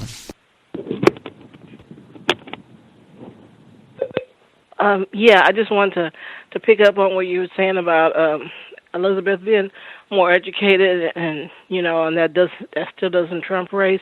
I was thinking about a speech of Malcolm X's that I've seen on TV and I've seen online about him and this black psychologist or some black person that was highly educated, and they were sparring verbally against each other, and Malcolm was trying to talk about black supremacy and the need for black people to have their own and stuff, and this man was arguing for integration and and white this and that, and and Malcolm he was not an educated person. He got most of his education when he was in prison. So this guy was throwing all these big words at him and stuff. So Malcolm, frustrated, he said, "What do white people call a white doctor?" He said, "What do white people call a black doctor?" And the black guy just looked at him confused, and Malcolm said, "A nigger." And that was it. That was the end of the dialogue right there. And that reminded me of that when you said that. I don't know if you've ever seen that online. It's on YouTube. Yep. It's about the size of it.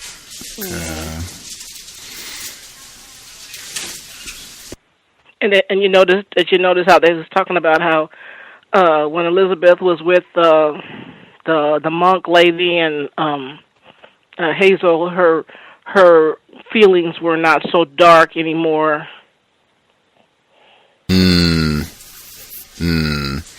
Like you said, pay attention to words. Absolutely. Colors, all of that. It's the racism, white supremacy. I mean, we're looking at it all the time, just reinforcing that idea. Also, I thought it was important, too, that because David Margolick, he talks about this in some of the talks that he gives on this book, and also pointing out that he says that he's friends with them and that he stays in contact. with both of them, and he says that he worries more about Elizabeth because she doesn't have anybody, and she's all by herself. She's older, she's on a fixed income, and she doesn't have children or people that are coming by to look after her and make sure she's okay. And he said that she really likes mystery novels, and he said that he was going to send her this packet of mystery novels, but he hadn't done it yet, and he felt bad about neglecting her. And he said he didn't feel that way about Hazel because she has this big family, and she's got all these children and bunches of grandchildren and all these people to look after her, and plus she's, you know, got better income, better resources, so he doesn't worry about her as much. And I said, that right there, system of white supremacy on display once again, where non-white people, Voltron, they got a system. Just being white, you will have access to other white people who got your back. They will be looking out for you, making sure things don't get too tough for you. As a black person, you will be on your own. Cue Patti LaBelle. I'll mute my line. Yeah, and it's interesting how when white people, you know, when they do the things that they do, and they, you know, they apologize or whatever, of course, they always, you know, expect us to forgive them, and then they always want to give us a medal or some crap like that, but they don't never want to give us any financial compensation for anything. Like you're saying that, you know, Hazel was investing in Walmart, and so you know she had money, her and her husband and stuff, and I mean, you know, she could have helped, you know, Hazel out besides buying her a can opener and chauffeuring her around and stuff like that. You know, I mean, something. I mean, she could have put some money into a fund or something for her children or something like that. You know, that's, you know, I mean, something, you know, to help her. Besides, you know, I'm sorry, and I'll take you around wherever you go, and whenever we go out to eat, I'll pay, and, you know, stuff like that. That's just my idea. It's a can opener, man. You sound kind of ungrateful, man. Get you a can opener, I got to get everything else too? Like, man. And they got a lot of these sort of anecdotes. That's why I said, for me, like, it's no way. Like, there is not a white person on the planet that I would want to write a book about me. In any case, like, if it was, the choice is going to be, you can have a white person write this story about you or the story won't get out, I would have to seriously go ahead and say maybe the best choice would be for this story to not get out, because it's just ridiculous to have white people. And I'm not saying she did anything wrong, Elizabeth, I'm not saying she did anything wrong. I'm just saying that for white people, I see the racism, I see the glee, I see the Amy Walent's fingerprints on a story where a white person gets to go in your house and talk about how poor and pitiful your life has been as a result of how white people have abused and beat you up over the whole 70 years of your existence, and your mom and your grandmother and your children and your great-grandchildren, and you don't even have a can opener, and I get to write about all that and make money off of it, and you don't even get any money from the book.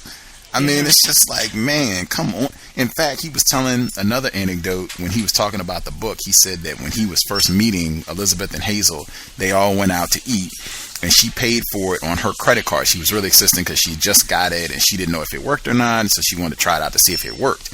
And he's telling the audience, he says, if I had really thought about that moment, like, wow, this is revealing a lot about this person, that this is someone that's over 40 years old and they've never used a credit card before and they don't even know if it works. Like, wow, that's really, you've kind of had a tough life there. And they're just kind of, I mean, it's just trifling, man. That's all I can say. I'll mute my line.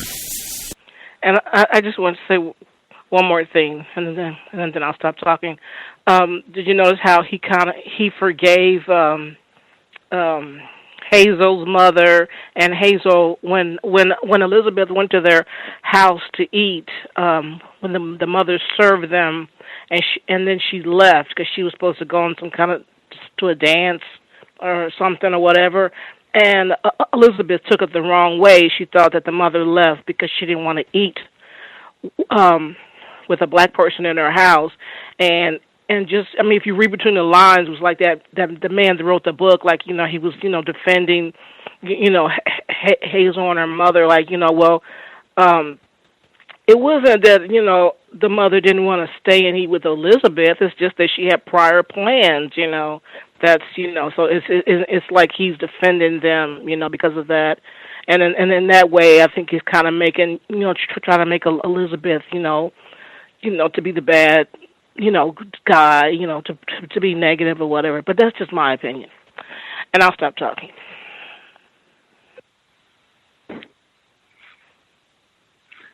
Yeah, I would like to mention the one part where I think Hazel's daughter was supposedly went over to Elizabeth's house and installed a computer. And I guess Elizabeth's two sons wasn't friendly to the white girl or something. The book was, painting the two teenage boys in a negative light, while the girl was over there doing a good deed. They were not kind to her and this and that. I'm thinking, was that necessary to put in the book? Because, why would those guys, have anything to say to this white girl? As a matter of fact, I would probably leave the house if she's coming in there, because you never know what types of lies might be conjured up behind that type of activity.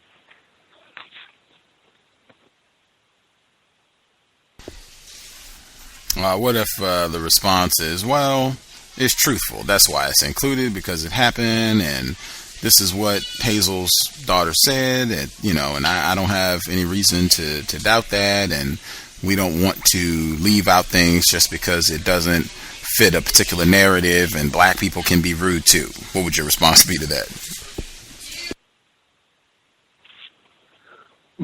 My response would be, I feel like the teenagers were justified in it, because they had to find out what their mother went through on their own. If Elizabeth had really wanted the truth disseminated, she would have told those boys herself. So for the information that they found out, they had no reason to trust white people or to be nice to them in any way or to have any such feelings, even if Elizabeth did have some change of heart or whatever towards white people.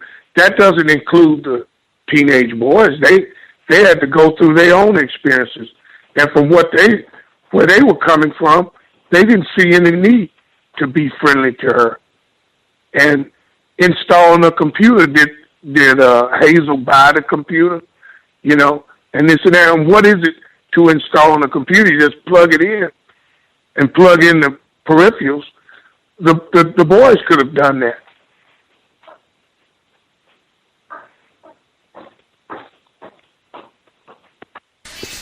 It's got a lot of that well-meaning white person. I'm reminded of Dr. Barbara Trepanier. It's got a lot of those fingerprints all over it. This goes right in line with the segment that you mentioned about where the daughter is coming to put this computer in. This is on 208. It says, Elizabeth and Hazel prepared to go their separate ways, just as they had after their first two encounters.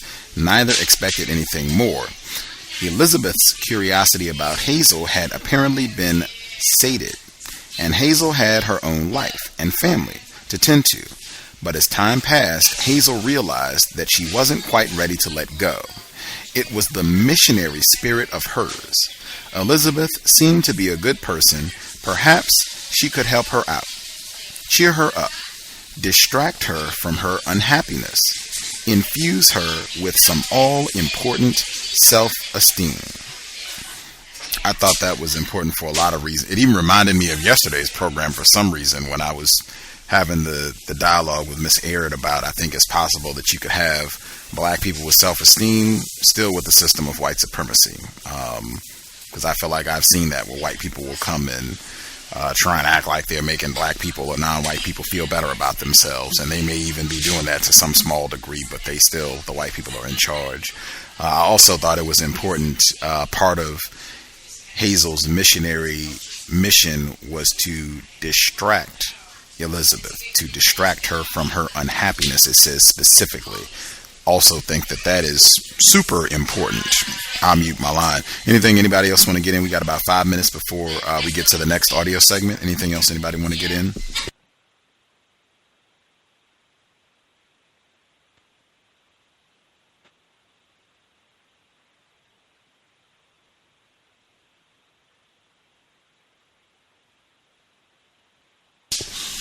Everybody all good? We can go ahead and get to the second segment. Oh, we do. I do see a couple hands. Sorry about that.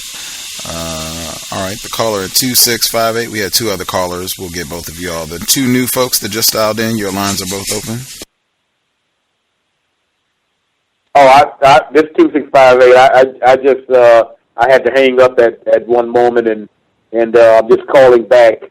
But it sounds like because I just recently been listening again that everybody's been reinforcing what my suspicions were prior to when I was talking about the idea that the races in the narration are kind of like exploiting the whole situation.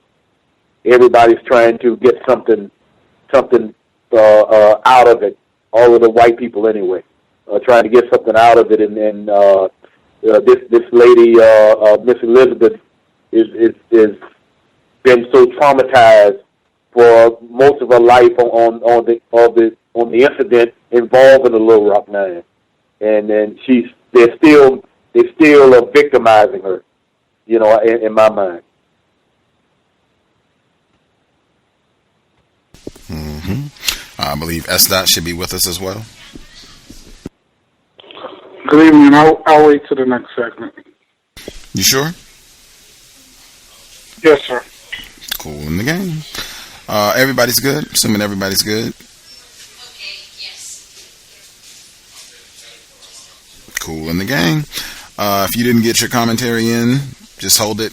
We'll do it on the other side. Second audio segment. We only got one more session to go, and this book will be done. So again, be thinking if there are other books that you want to do, you can vote, email, let me know. We'll make our decision. Hopefully we'll know, if not by next week, sometime early the following week, we'll know what the next book is going to be so we can all prep, be ready to roll. David Margolick, Racist Suspect, Elizabeth and Hazel, two women of Little Rock, Context of White Supremacy, audio segment number 2. Chapter 33. Judge Marion Humphrey of Pulaski County Circuit Court in Little Rock had a problem on his hands. One of his probation officers had had a fling with a probationer, and the matter had hit the papers. He needed to hire a replacement fast, someone who would help dispel the stench, someone of instant impeccability. He thought of Elizabeth Eckford. To put it mildly, it was an unconventional choice. By this point, after all, Elizabeth had not held a job in 20 years. She had toyed periodically with returning to work, but had never gotten past the interviews. Too much baggage, potential employers presumably concluded. And as a probation officer? Aside from the problems with her sons, she had no experience in criminal justice. She knew nothing about computers, and her typing skills, such as they were, had atrophied. And, of course, she had more than her share of problems. Hiring Elizabeth, whom Judge Humphrey had never met, was a risk. But he had his reasons. Elizabeth embodied for him the old-fashioned values and pride he found lacking in so many of the young black defendants passing through his court. He felt, too, that he had a debt to discharge. As a black boy in Pine Bluff, he had followed the fortunes of the Little Rock Nine, then followed in their footsteps. Elizabeth had opened doors for him and lots of people like him, and he felt was owed far more than she had ever received. Humphrey was a religious man. He doubled as pastor of the Allison Memorial Presbyterian Church, and the same second chances he often bestowed on the men and women who came before him on the bench, he now wanted to give to Elizabeth. He checked with several people about her. Rhett Tucker, the real estate developer who had worked with Elizabeth on the anniversary observances. Morris Thompson, the neighbor who had helped out her and her boys. Annie Abrams. All thought hiring her was a wonderful idea. Why, she asked Judge Humphrey when she came in to be interviewed, would he ever consider her? Not because he felt sorry for her, or was doing her any favors, he replied, but because he needed her. So thrilled was she at the prospect of working again that she never asked what the job paid, or balked upon learning that it wasn't very much. Instead, quietly, unobtrusively, In the 10 years she was to spend at the court, the Democrat Gazette never thought she warranted a story. She went to work. Elizabeth's co-workers were pleased to have someone of her fame alongside them, but also a bit perplexed. They, too, had seen her around town, always alone, head down, seemingly in her own world, and they thought her, well, a bit off. To them, she remained what she'd been for 40 years, a lonely figure at a bus stop. And suddenly here she was, counseling others. But she quickly impressed them with her conscientiousness and intelligence. Like Judge Branton, they were amazed that someone who had always been so mute was so well-spoken. As she talked, one co-worker surreptitiously scribbled down some of the big words she used, so she could look them up once Elizabeth wasn't around. Foregoing the bus and treating herself to cabs, Elizabeth spent much of her discretionary income getting to and from work.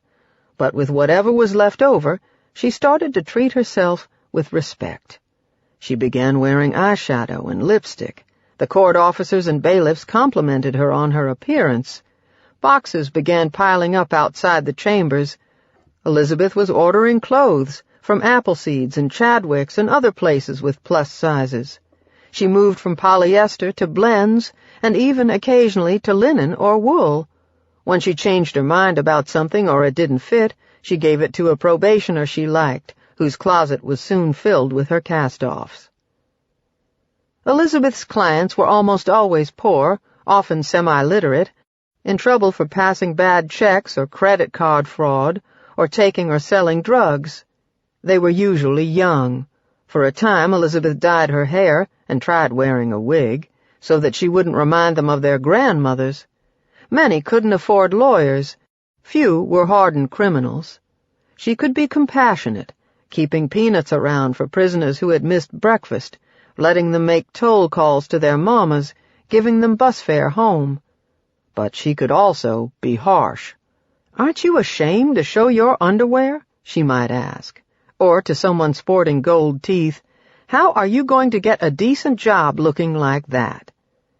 She would ask someone wearing drooping beltless pants whether he was practicing for prison, or she'd tell a scantily clad woman to go home and put on some clothes. Such comments sometimes made her colleagues wince. They were bothered, too, by her willingness to send probationers back to prison, recommendations Judge Humphrey might diplomatically ignore. But they understood her thinking. She had endured and surmounted so much herself that she had little truck for the weaknesses of others. Woe betide anyone telling Elizabeth, who had taken buses all her life, that he couldn't work without a car. If a probationer was especially handsome, though, she might cut him a break. Co-workers knew to steer such eye candy to her. To get the job, Elizabeth had to learn how to shoot a gun, which did not come easily to her. Handling a computer was even harder, so hard, in fact, that she'd had the new terminal on her desk removed so she could still do everything by hand. But for all the adjustments, she cherished the job. Though she had begun at an age, 56, when people contemplated retirement, she told people they'd have to carry her out feet first. Few of the probationers realized who she was, but every once in a while, after a documentary aired, or the picture appeared somewhere, someone would exclaim, "Miss Eckford, I didn't know that was you." Treat her as they always had, she'd tell them. Chapter 34. For most of its existence, Little Rock had appeared on few travel itineraries, but its days of shame had made it a tourist destination, and not just for busloads of teenagers retracing the civil rights movement. From all over the world they now came. Signs for the Central High School National Historic Site, its National Park Service brown standing out amid the interstate green, directed motorists to what was, at least until Bill Clinton's presidential library was built, the main local attraction. Before or after standing in front of the school, visitors would study the exhibit on display in the converted gas station down the street. One day, an Indian tourist named Parimal Mehta got a bonus. He'd already seen the famous familiar photograph when he heard his young daughters calling him. "They are here! Elizabeth and Hazel! Please come!" they shouted as he prepared to leave. "I turned as if in a dream," he wrote later in an Indian newspaper. And there they were, the two women in the picture. It was, he recalled, as if Abraham Lincoln had walked out of one of his portraits and shaken your hand, or Mahatma Gandhi had climbed off some pedestal and touched you with his walking stick. The girls were grown now, and miraculously the best of friends. He bowed, then asked to shake their hands. He asked Elizabeth how she had felt then and now. "Frightened then, hopeful now," she replied. And Hazel? "Confused then," she said. "Now, relieved and joyful." Quietly, though, some considered the rapprochement, however lovely in principle, a triumph of sentimentality, wishful thinking, and marketing over reality. They saw something artificial and strained in it. They wondered how deep it went and how long it could last. Some of that skepticism bled into overt hostility. In some segments of her own community, Elizabeth stood accused of what she had laid at Ernest Green's feet, whitewashing reality. "I have been surprised with the vitriol that some young blacks approach me," she told the BBC. "They feel like I'm saying that what happened, it's all over with, and there are no repercussions. They feel like I'm wiping away the past." There was flack from black activists and co-workers. Her sons, too, were skeptical. "These people weren't your friends before. How come they're your friends now?" Calvin asked about Hazel and Linda Monk. He thought he detected hatred in Hazel's eyes and considered the relationship, as he later put it, fake from the get-go. With Elizabeth, at least, the skeptics were few and black. With Hazel, they ran the gamut. It was something that Paul Greenberg, the contrarian editorial page editor of the Democrat Gazette, had anticipated.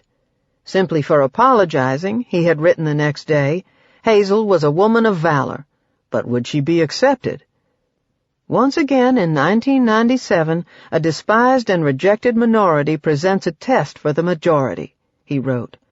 Now it is those who resisted integration in 57 whose voices are muted, who go unrepresented in the official history, who have become unpersons. After her initial enthusiasm, Hazel worried a bit about her sudden conspicuousness. "After 40 years of being just a face in a famous picture, I now had a name," she wrote. "I had become a real person some would accept, but not all." Some of her fear, which her family shared, was physical. Maybe someone unstable, a white supremacist or some black holding a grudge, would want to harm her. Elizabeth had been right. She had been naive. Some blacks doubted her genuineness and gave her the cold shoulder. When Hazel approached Lottie Shackelford, a former mayor of Little Rock and the first black woman to hold the position, at a reception, Shackelford rebuffed her. "We're tired of excuses," she snapped. When Hazel's children were courteous to Elizabeth, her younger son had hugged her when they met, her daughter had installed a computer in her home. Elizabeth's sons had been rude and hateful to her, ignoring her when she came around. Some of the 9 were frosty, too. At the reception following Clinton's speech at Central, none had spoken to her. Then, at a signing a couple of days later, Melba Beals had fulsomely inscribed a copy of her memoirs to her, to a warrior, a spiritual partner growing along her God-prescribed journey. But her goodwill had clear limits. Others, unaware of Hazel's first apology, assumed that the second was atonement on the cheap, a quick, belated attempt to assuage her conscience, or worse, to cash in. Some shared their skepticism with Elizabeth. Why had Hazel appeared only now, Carlotta asked her. Where had she been all these years? "Are you extremely gullible, or are you just very, very forgiving?" asked another. Ernest Green found Hazel amusing. "We kind of joked about it. Here she is, framed forever with her mouth spewing out whatever she was spewing out. And no matter what she does in life, she can't erase that photo, he recalled. Only Terrence Roberts, whom the Little Rock school system had hired to help implement another round of court-ordered desegregation, got to know Hazel a bit, because she had asked him to lunch while he was in town, and he'd been struck by her sincerity. Magnanimity and open-mindedness and forgiveness are also forms of bravery. Perhaps it was unrealistic to expect such things from Elizabeth's comrades in arms, who had already shown so much courage of the more conventional kind. More surprising to Hazel, and more upsetting, was the reaction she got from Little Rock's whites, especially those who had gone to Central. To them, she was a tick who had burrowed under their skin 40 years earlier and would simply not let go. In fact, she was only getting bigger. Hazel's old Confederates, the ones who had marched and heckled with her that September morning, and her successors, who had afflicted the nine once school got underway, were silent about her now. Sammy Dean congratulated her over the reconciliation picture, but privately she found it puzzling. What, after all, had they really done wrong? Had the good Lord thought that she, Sammy Dean Parker, had acted improperly that morning, he surely would have told her, but he never did. No one else from Central ever came forward to say that they, like Hazel, had sinned, and that she shouldn't have to take the heat by herself. Meanwhile, the great silent majority of Central students, who felt then and still felt that they were not only blameless, but maligned, fumed. Representing them, as always, was Ralph Brody, the student body president then, now a lawyer in Little Rock. He had spent a lifetime attempting to cleanse Central's sullied image with a single-mindedness that even those who agreed with him publicly privately found striking.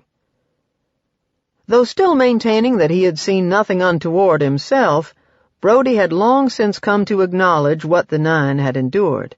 He had praised them at a 20th anniversary commemoration in September 1977 that Elizabeth, along with Ernest Green and Carlotta Walls Lanier, had attended. A picture of him and Carlotta smiling at each other appeared on the front page of the next day's Gazette, prompting an anonymous phone call. "Who'd you sleep with last night?" the caller asked. "Your wife or a nigger?" But Brody's mission remained unchanged. If history were fair, he'd tell anyone who would listen, the world would know that most of the students inside Central that year could hold their heads high because, as he put it, we were just plain good kids. No doubt terrible things had happened, but that was only a small and very unrepresentative part of the story. For visitors and the folks coordinating anniversary events and national park officials alike, Brody had other photographs at the ready, including that picture of Elizabeth talking to her classmates during the bomb scare on the first day of school. He'd discovered it only decades later while going through some clippings put aside by his old Sunday school teacher, and he had been thrilled. In fact, for someone out to prove that a couple thousand hearts that year had really been in the right place, it was, as he put it, gold. The relaxed Elizabeth, he came to call it. This picture captured the good instincts of most Central students before events turned nasty.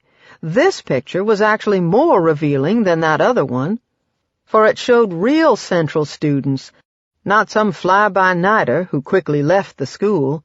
This picture should be displayed alongside that one, and just as big.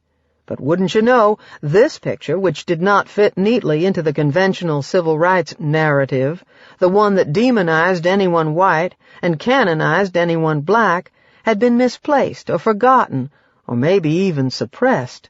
Why else would it have vanished for 50 years?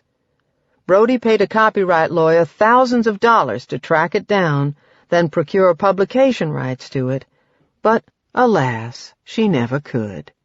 Even once things turned sour, Brody argued, these were isolated incidents, whose severity one couldn't help but infer, it was never said explicitly, had been exaggerated. Without the goodwill and level-headedness of most students, matters would have been much, much worse. Surely the 95% who had done nothing wrong that year were more important than the 5% who had. They too deserved praise. 25 years after their encounter, Brody happened to run into Mike Wallace in a restaurant in Forest City, of all places. Much to his chagrin afterward, Brody had been polite with him, dredging up none of his lingering resentment over their interview. But the image with which Brody believed Wallace had tried to saddle him, and by extension all of Central's white students, that first day of school in 1957, had in fact taken hold. The world preferred seeing them all as bigots. Even people he might have counted on to set things straight, like Mrs. Huckabee in her memoirs, hadn't defended them, and he thought he knew why. All she had heard that year had been complaints from the 9. As someone who had no children herself, she had taken a maternal interest in them, and nothing positive about anyone else. Brody had read her book twice, and it sickened him. As loyal as he was to Central and everything about it, he never spoke to her again. And what she wrote promptly went into the movie version of the book, despite Brody's entreaties to its producers and director.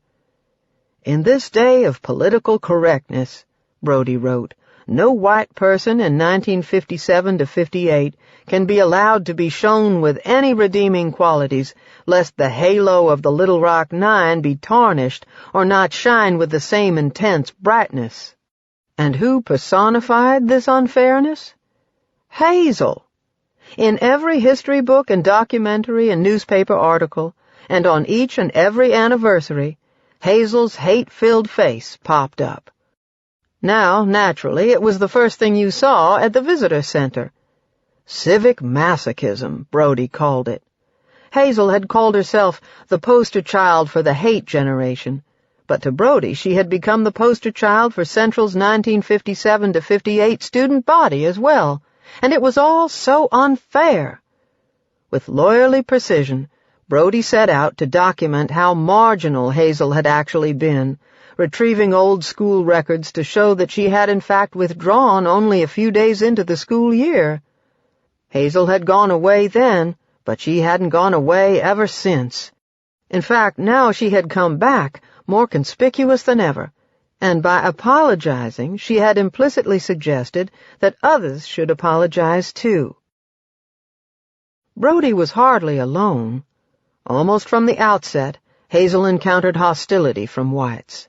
Some doubted her sincerity, more resented it. She felt people avoiding her, not looking her in the eye, acting awkward.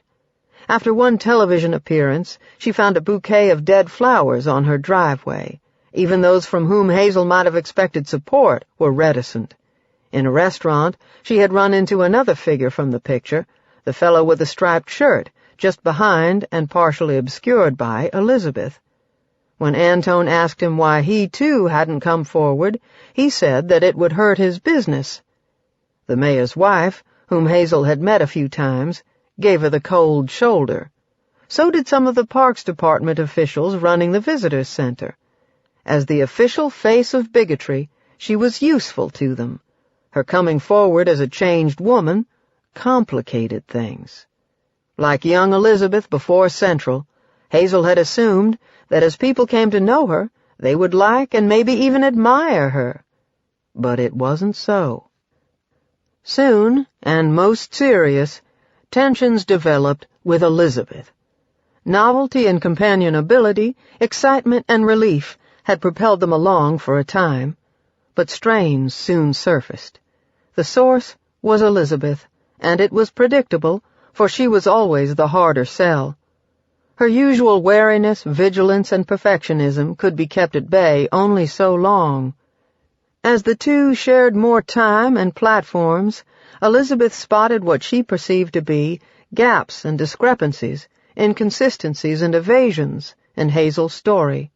As Hazel grew more comfortable with her, Elizabeth thought, she would dig deeper into herself, wrestle with her racist past, and come fully clean. But that wasn't happening. Hazel seemed unable, or at least disinclined, to bear that part of her life. Like the prosecutor she might have been, Elizabeth began assembling a bill of particulars against her. She never wrote anything down, but in her mind, these were some of the counts. Hazel always said that she had known right away, practically even as she marched behind Elizabeth, that what she'd done was wrong. In fact, she had made additional offensive comments over the next few days. There hadn't been just one aberrant moment, as Hazel maintained. When they watched Eyes on the Prize together, and that old footage of Hazel talking about the rights of niggers had come up, Hazel hadn't acknowledged that that was she. Hazel conveniently forgot that her mother, as well as her father, had been outside Central that morning. More generally, Hazel refused to blame her parents for her intolerance, insisting that bigotry had been in the air rather than instilled at home. Hazel was a loyal person, and her first loyalty was to them rather than to the truth. Hazel was impossibly vague about the events of September 4th, unconvincingly pleading amnesia about it all.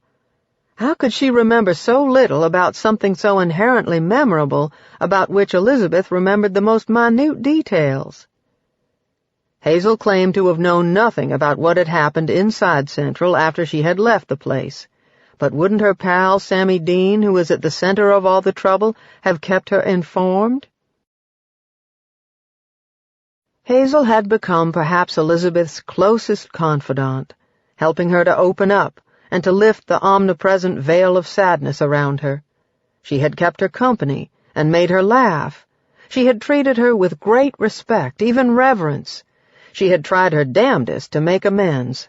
Was it not worth taking her as she was? But Elizabeth had always been a stickler. She saw things keenly and remembered things precisely, and assumed that only bad faith or selective memory could explain someone who did not.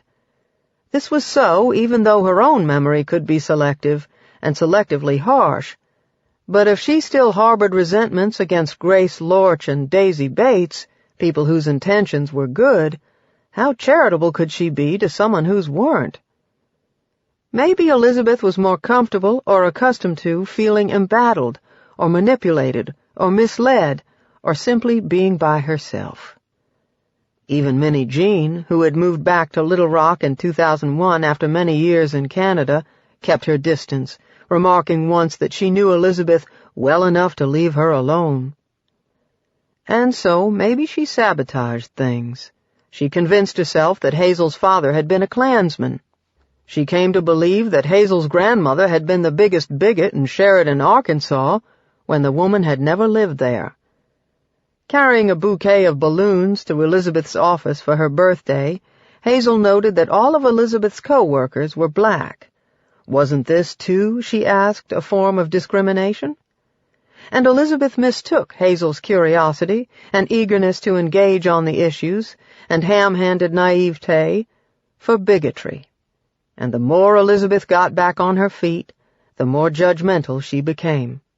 In this sense, Hazel was the agent of her own undoing.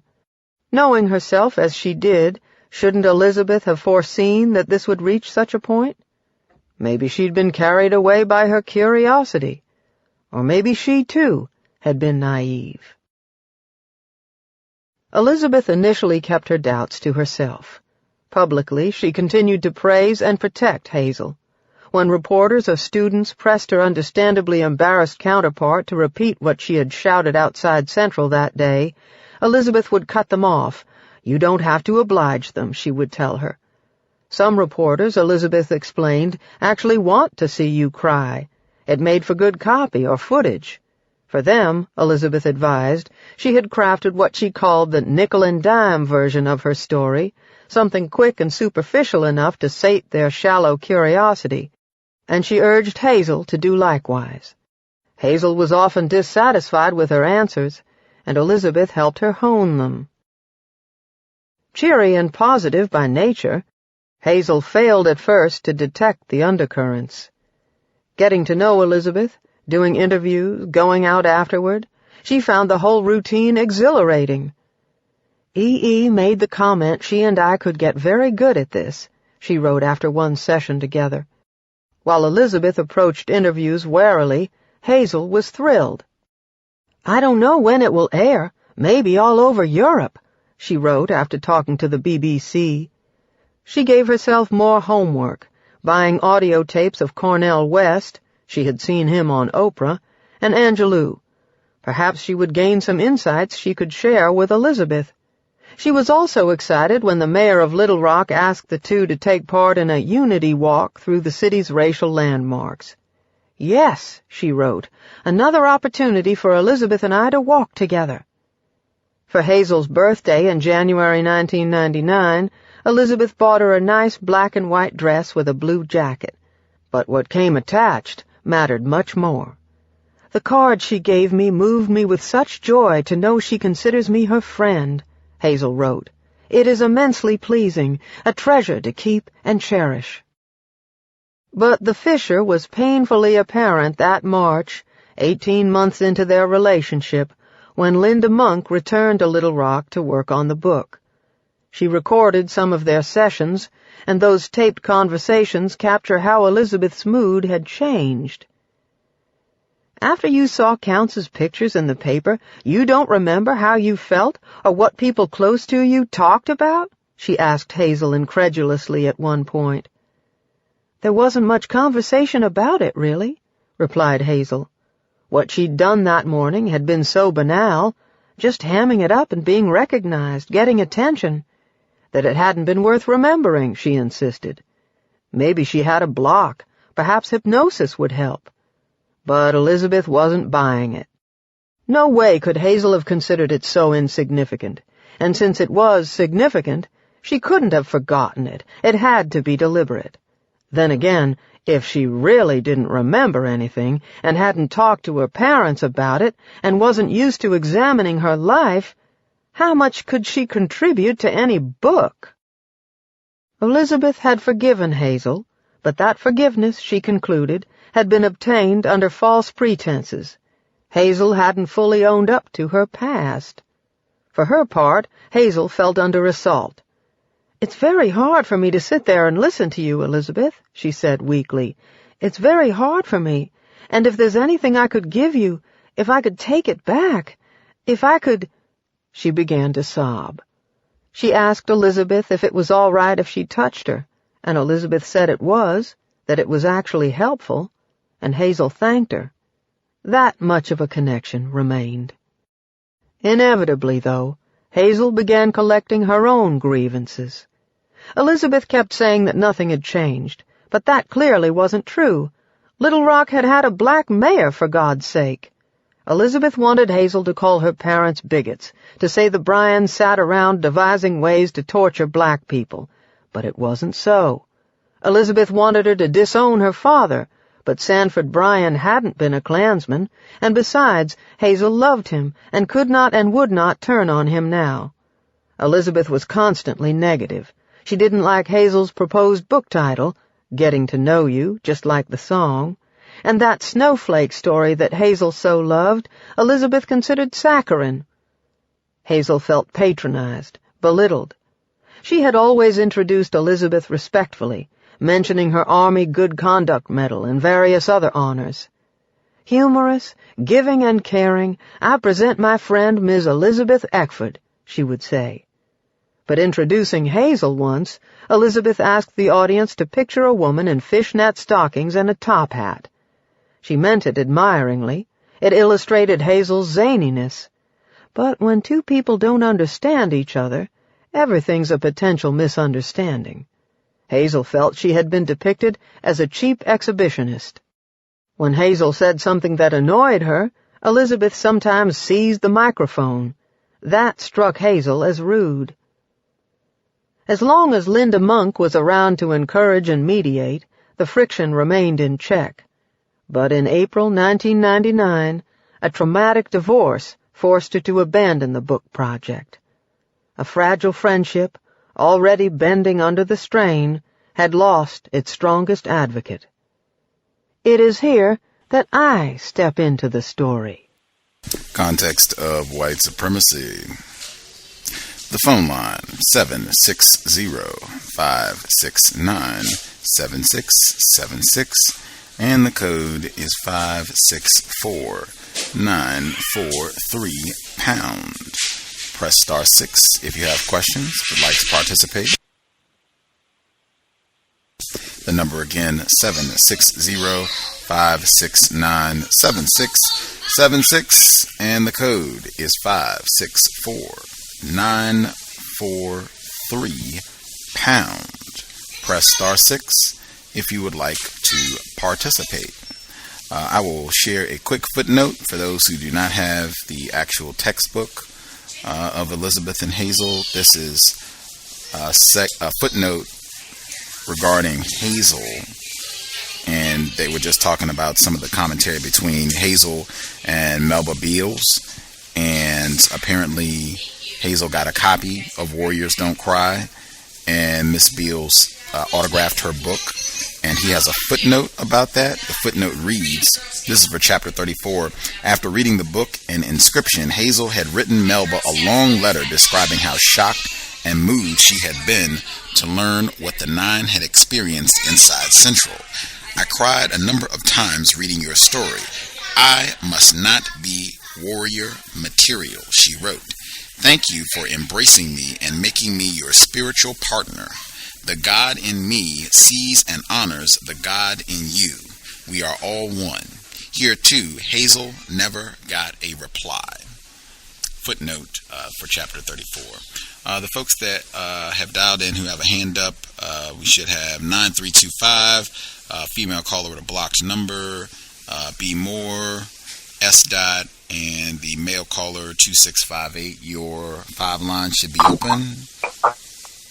If we can watch the speakerphone background noise, that would be great.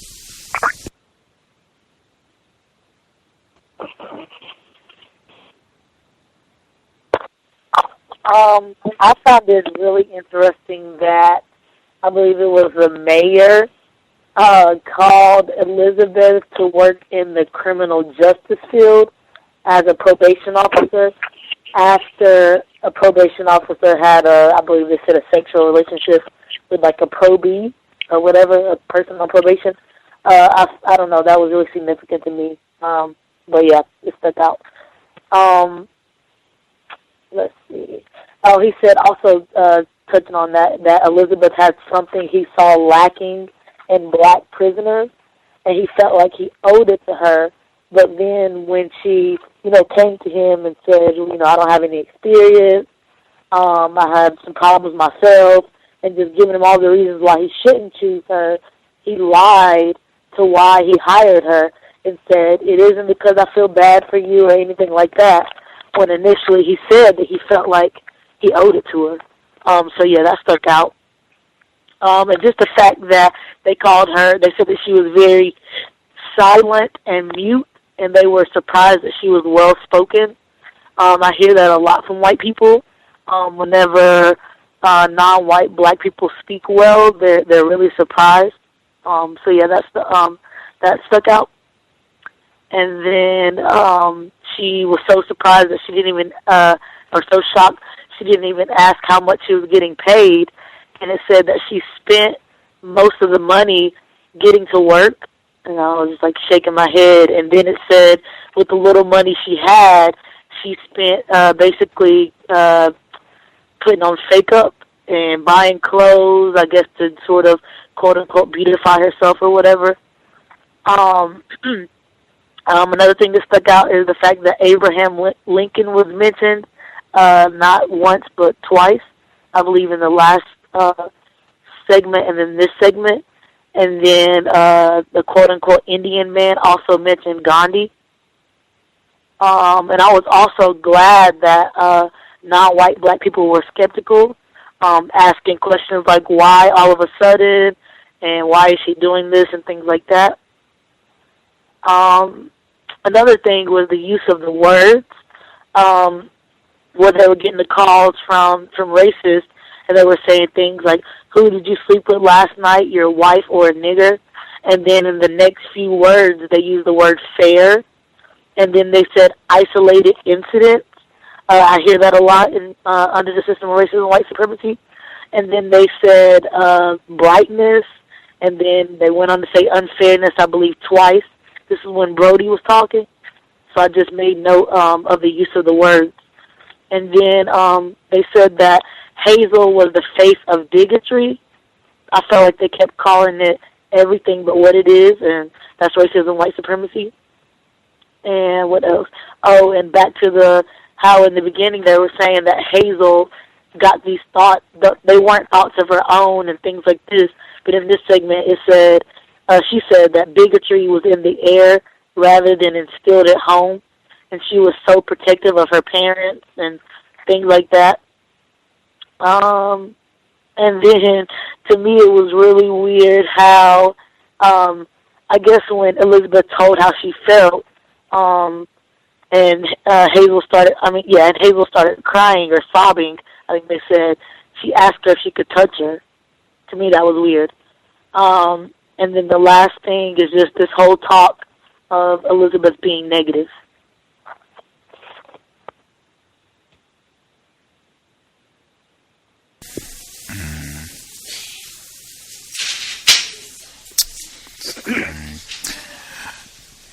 Any other folks have thoughts?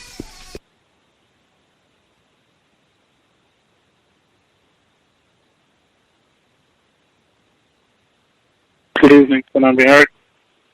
Yes, sir. I thought it was pretty interesting, the part about the judge hiring her and the amount of detail that was revealed about her lack of qualifications, so to speak. It just seemed pretty interesting to me that the writer seemed to expound on that to such a degree. It was almost passive-aggressive. And also the way that they characterized the judge in the beginning as, embroiled in this scandal, and then it talked about him doing all these things for the parishioners of his particular congregation and so forth.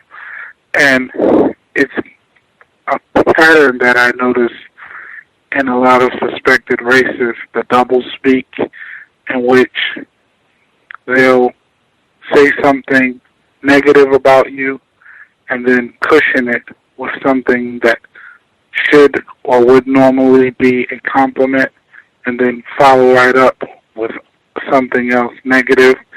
It's, a pattern that I particularly notice with a lot of suspected racists in my day-to-day interactions. So that's what stood out to me the most about the last segment, was the way that they described that judge and the way that they described the black female going to the job, and then talking about all of the background about it. Just made it seem like she was really superficial, like she lived for this job. She just lived out of a catalog, or, trying to make herself appear on the surface to be a certain way, but the bottom line is she didn't really have any substance. So that's what stood out to me.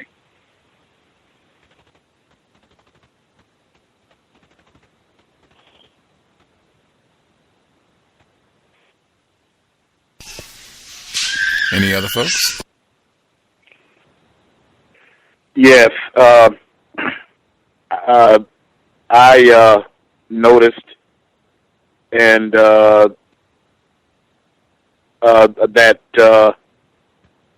some of the non-white people grew suspicious of Hazel, and that's a good thing, because we shouldn't trust any white person. And that was a good thing that I noticed with the last series of narrations, is that they were suspicious of her. I've had experiences around white people, especially white females, in the people activity of employment. and this Hazel lady seems to be very energetic, very aggressive, scheming, a very, very overtly scheming type of person. But when you raise suspicions of that person and make that person aware that you don't trust them, it can be a good thing for a non-white person, because that would perhaps back that white person off, that white person, especially a white female. As far as that concerned, I thought that was a good thing during the last course of the narration.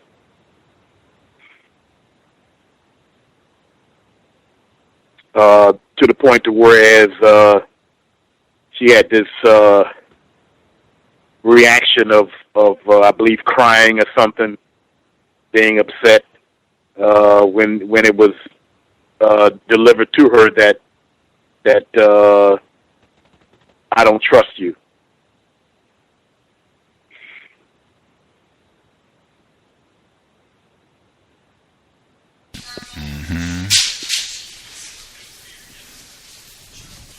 Anyone else? Because otherwise, white females, especially in the people activity of employment, when it comes to non-white people, are very energetic and very aggressive. Very aggressive. I've had that experience. I worked on a job where in some cases, you spent 24 hours around white people. In living quarters at that, as a firefighter. And you see them in their full power as far as strategy wise. And as I've heard before on your show, that it's very dangerous, very potentially dangerous when you in that type of environment. You really got to be on your counter racist alert when you're around white people, especially white female, as a non-white black male. I would agree, particularly in the last segment, and noticing her sense of appearing to be surprised that a victim would not be gullible enough to just accept her on face value at her word. I encounter that quite a bit in my interactions with white females. Reminds me of yesterday, my wife and I were in the park with our daughter, and a young suspected racist white male child comes up to our daughter, and we both observed him out of the corner of our eye. He was about 4 or 5 years old, and he was watching us interact, and he comes all the way across the park, and he attempts to hit our daughter with a little car thing that he was riding on. And, she's less than 2 years old. And we both observed him doing this. And the mother came over, and I knew exactly what it was. The mother only started to come towards us when it appeared as if we were going to, call him on his incorrect behavior. And when she came over, and when we, suggested that this young child was, doing this incorrect behavior consciously, the way in which she immediately placed herself in the role of a victim was just pretty classic to me. That's what they're used to doing, pretending to be the victim even though they're victimizing you. Right. It reminds me of the story that's gone viral with the I believe she's a actress that got arrested with her husband, white male, white female, and all of this was caught on tape about her stating about you don't know who I am, and the different levels of behavior. It went from crying to boldness. You know, I mean, just like it was like going like in and out, up and down, the extremes on both sides. When you witness it, you can see how potentially dangerous it is when a person can cry at one moment and at the same moment, the next moment, threaten you. And on another moment, it's you know, it just reminds me. I've been retired now for 4 years, but it just brings me back to some of those incidents that I've been close to, on how dangerous that potentially you can be, especially if you find yourself in a position where it's just you and that white person, that white female, is in some sort of closed off area. You know, where you know, whatever she says is what happened. You know, that sort of thing. It's dangerous. I've always made sure I found myself with other people as opposed to just me and a white female in one place. And it just reminds this white person, this white woman reminds me of those episodes. Amen for that. Being careful. Do not underestimate the white woman. Can't be said enough. Did any of the other callers have any comments on Section 2 of the audio, or if you had any comments from the first portion that you didn't get to yet? Yes, can I be heard? Yes, sir. Okay, yes, I wanted to mention the high school quarterback that became a lawyer later on, Brody. I found it interesting that,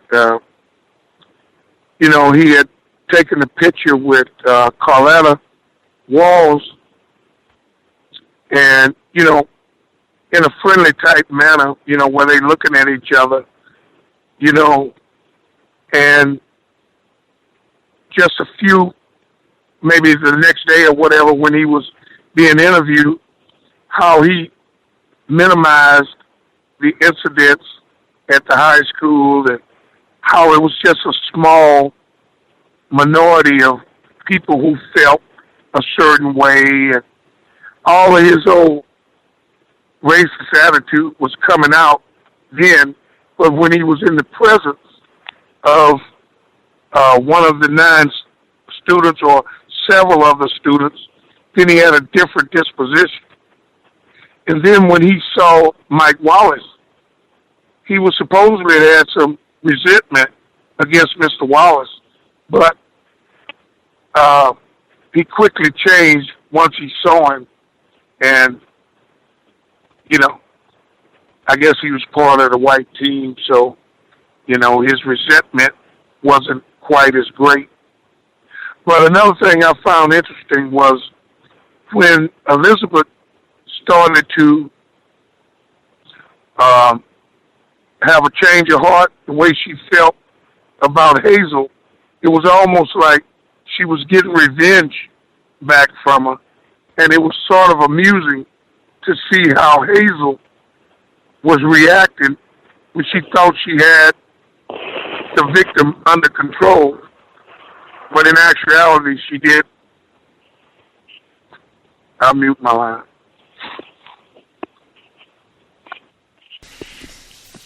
Weeping white women, very dangerous.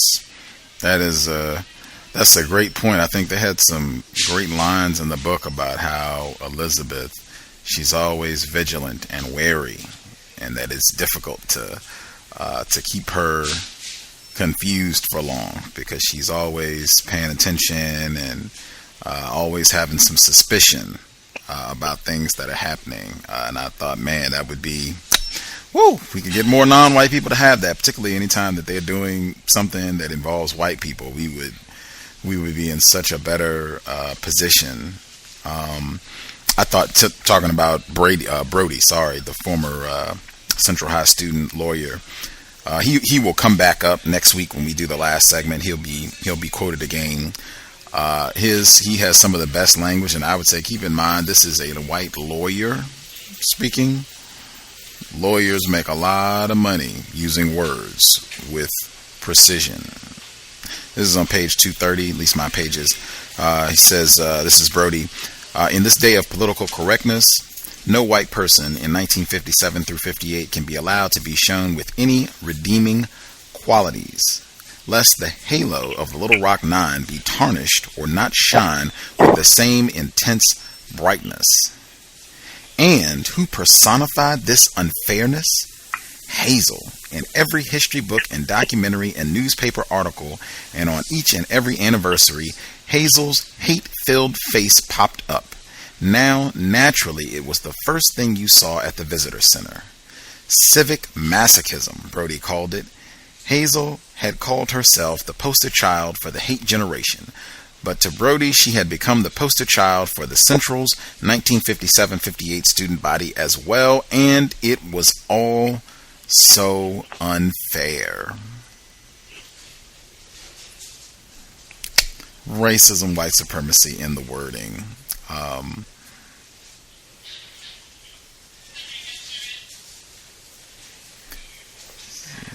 Yeah, I just want to say I thought it was kind of confusing or interesting the way the man that wrote the book, he's like, you know, when he wrote that when Elizabeth got that job, she was so hard on the young black, you know, people, like was sometimes when they didn't have to go, you know, to prison, if they, you know, deserve parole or probation or whatever, that Elizabeth wanted to send them to prison instead. And I'm like, really? And it was because she said, well, I had a hard life, or I had to go through, you know, whatever hardness and stuff, and you guys should have to, you know, deal with this, and you know, and I just find that kind of unbelievable that a black person would think that young black people should go back to prison or go to prison. I mean, you know, if they supposed to have done something that wasn't all that bad, or you know, or whatever. I just kind of felt like it was just the white man, just, you know, he was just saying that, you know. I mean, I don't know. I mean, so there's a lot of black people that are confused, that hate each other, but Elizabeth doesn't seem that type, you know. You know, that is why I thought that guy was, you know, being, you know, untruthful about that part. Did you think he was being truthful when he quoted her as calling the northern blacks as the hardcore northern ghetto black? No, okay. I don't think she said that. People didn't even talk like that back in those days. They didn't even say. I mean, if they did, I didn't know about it. I mean, I thought people would just start saying that, what, in the 70s or 80s or something. Yeah, and he really made Elizabeth look like the villain, you know, because she was not, you know, as confused like a lot of black people are. You know, she saw through the BS, and so that in effect made her a villain. You know, which I thought was terrible.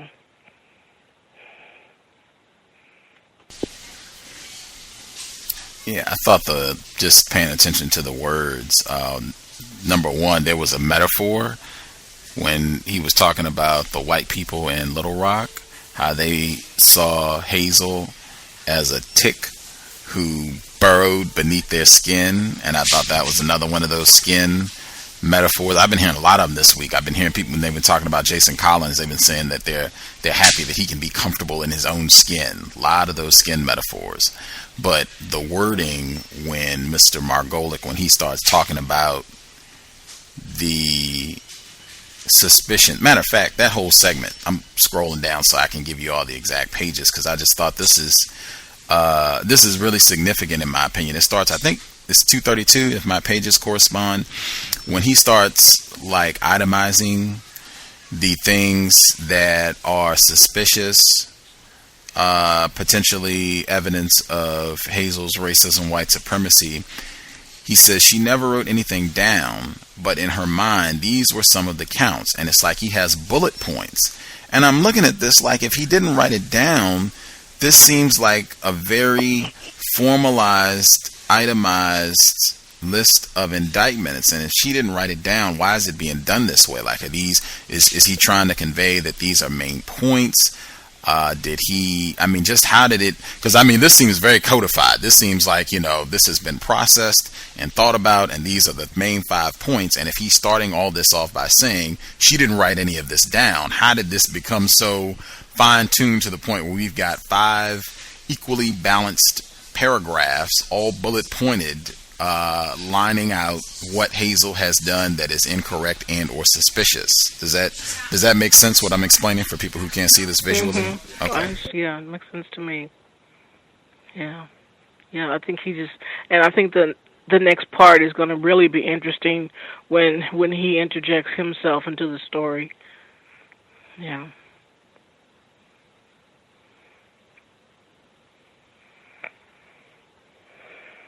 Yeah, just this whole section right here, because even if I'm looking at this, that was never written out by Elizabeth, but okay, so now we got it written out eloquently in italics and bullet points.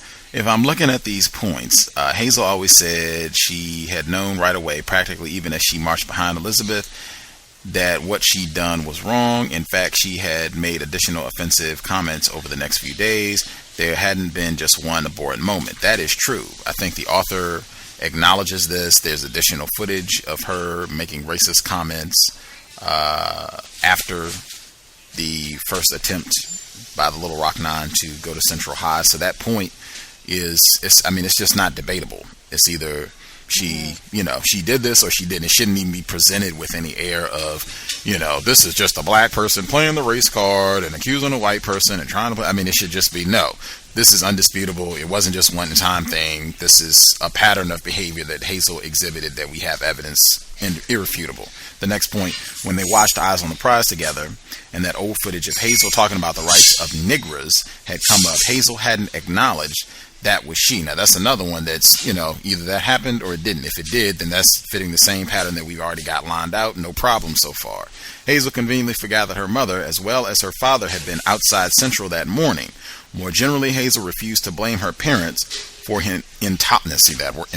They've been using that word a lot this week too, insisting that bigotry had been, and he has this in quotes, even though she never wrote this out, in the air. So insisting that bigotry had been, in quotes, in the air rather than instilled at home. Hazel was a loyal person, and her first loyalty was to them rather than to the truth. Now, I just heard today, and I think I've heard this more than once, where Hazel said that her father's racism waned as he got older, suggesting that he was more racist in his younger days. Am I making that up? Yeah. Did you all hear that? I know that too, yeah. I heard it. Okay. That's another one. It's like if she's putting out all of these valid points that seem to suggest that, hey, this is not just someone who was hamming it up, to use their words. This is someone who is a white person, is a racist, continues to do racist things today, is still practicing white supremacy racism.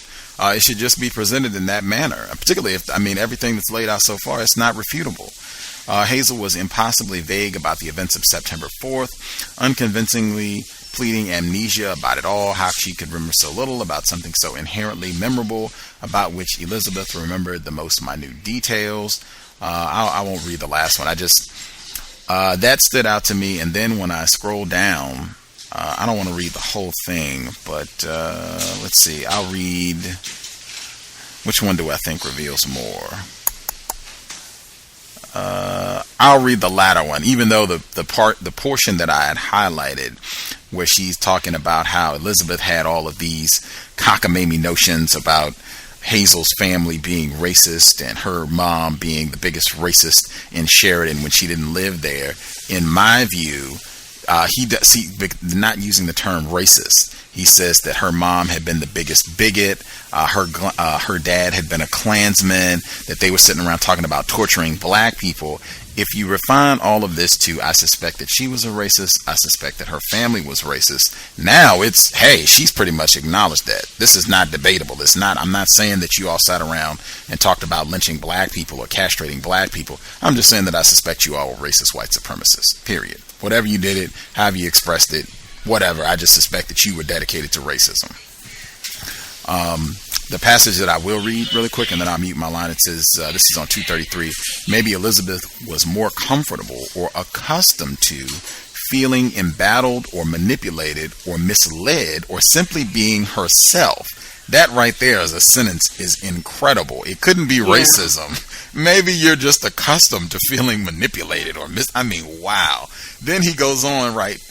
Even, this is in parentheses, even Minnie Jean, victim of racism, who had moved back to Little Rock in 2001 after many years in Canada, kept her distance, remarking once that she knew Elizabeth, in quotes, well enough to leave her alone. I thought that, wow, great use of a selective quote to further talk bad about a victim of racism and to put it in the mouth of another victim. Continuing, he says, and so maybe she sabotaged things, talking about Elizabeth's relationship with Hazel.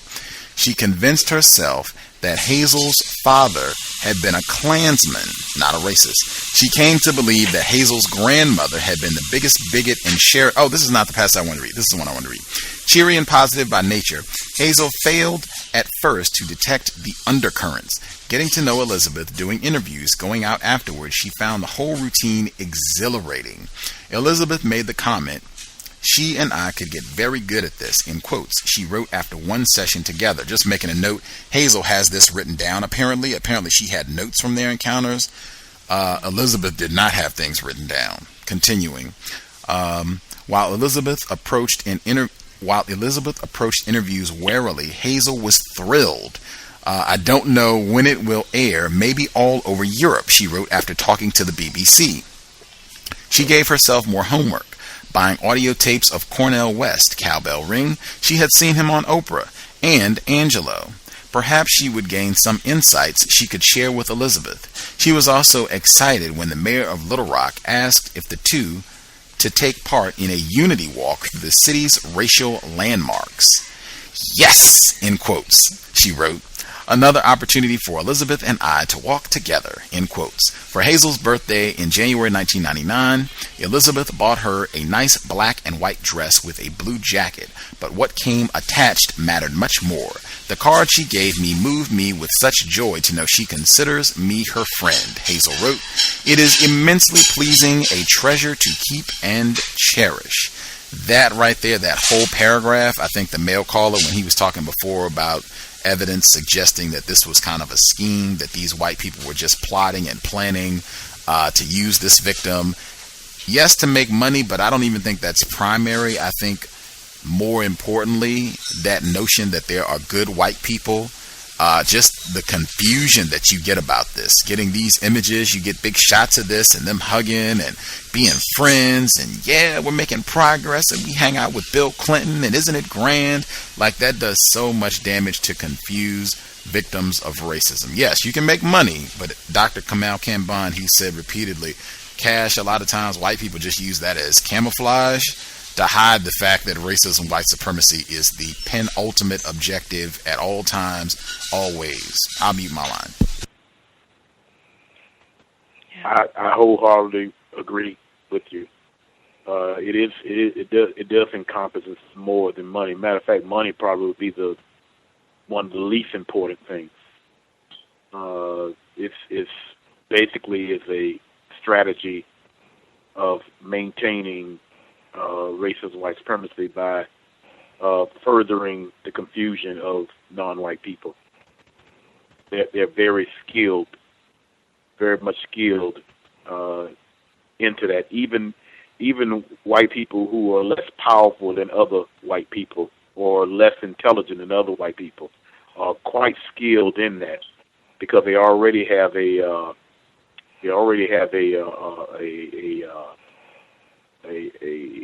advantage because of being both as white and non-white people born under a system of racist white supremacy. In this case, white people have an advantage in that way to kind of like be able to persuade us. That's part of our victim status is to be confused. And when a white person just sticks their hands out, we automatically want to trust it and grab it and think that white person means well. And in most cases, they don't have any will intent at all. Yeah. And I thought it was interesting that Hazel thought that most of the white people would think she had done a good thing by reaching out to Hazel, by reaching out to Elizabeth. But a lot of them were really angry because they felt like you're breaking the white code. We're supposed to hate them. We're not supposed to be apologizing to them, but. Regardless of that, to me that played out like good cop, bad cop. To me, like Hazel trying to play the good cop, and then the white people that didn't like what she was doing, they were the bad cop. At least that's the way it seemed to me. And like I said, with that photo of Elizabeth and those two white girls, I read somewhere that was photoshopped. I can't remember. It might have came up in a book, or somebody might have said something about that, about her. Stand out there with those white girls and looking all comfortable. They said that she wasn't even in that picture. Right. And what I have observed with that experience, other than the people that we're talking about tonight, is that the white people who gets into that type of behavioral strategy, it's really not that much of a risk taken on their behalf by doing the things that they do, at all. And they're just given so much. It's so much that we can ill afford to give to them, that we do it. And it had got to the point as I was going through the process of becoming lesser and lesser confused, that I would just cringe when I would see it out of other non-white people, on how they would. It's like seeing a 5-year-old get in a car with a child molester. Yeah, exactly. Yeah. And you are less confused, and you actually witnessed it happen. And see that car drive off with that non-white person in it. That's just like before I started listening to the C.O.W.S, and I used to go on the old Black Voices website. They would have videos of Tim Wise, and I had never heard of him, and I would listen to the videos, and I used to think, wow, this white guy is really on point, and I ordered like 3 of his books from Amazon, and I thought, this is a good white person, and I didn't know. I mean, I thought I knew so much, but I didn't. And then I started listening to the C.O.W.S, and I started hearing Gus and Pam talking about people like Tim Wise, how they get rich off of that, and they really don't care and stuff. And it was like I was blind, and I was walking around thinking these white people were so great, talking like that, but. And really, they're worse than the white people that are out there telling you that they hate you, and stuff. Right. I suspect they're the smarter ones. They're actually the smarter ones out of the two. I mean, it's not unusual. You can go to some sort of meeting or some sort of convention that's full of black people, and there's almost always a white person there, and let them say something. Let them say something. Have a little bit of honesty about the behavior of white people, you will hear silence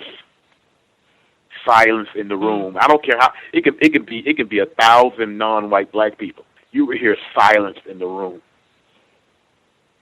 if they show a little bit of honesty.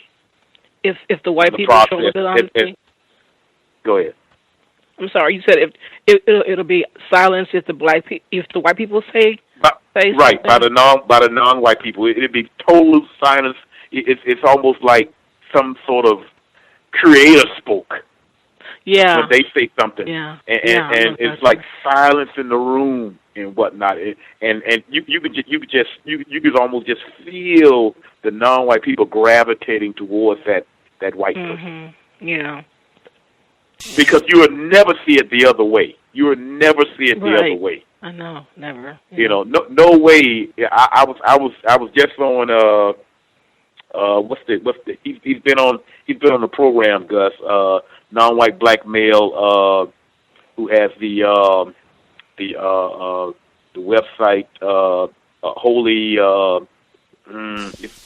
it's about the how racist. Yes, sir. And he was speaking about it, the whole idea about these white ministers that literally they almost the entire church congregation is non-white black people. Just like Jim Jones. Right. Jim Jones type of situation. He's able to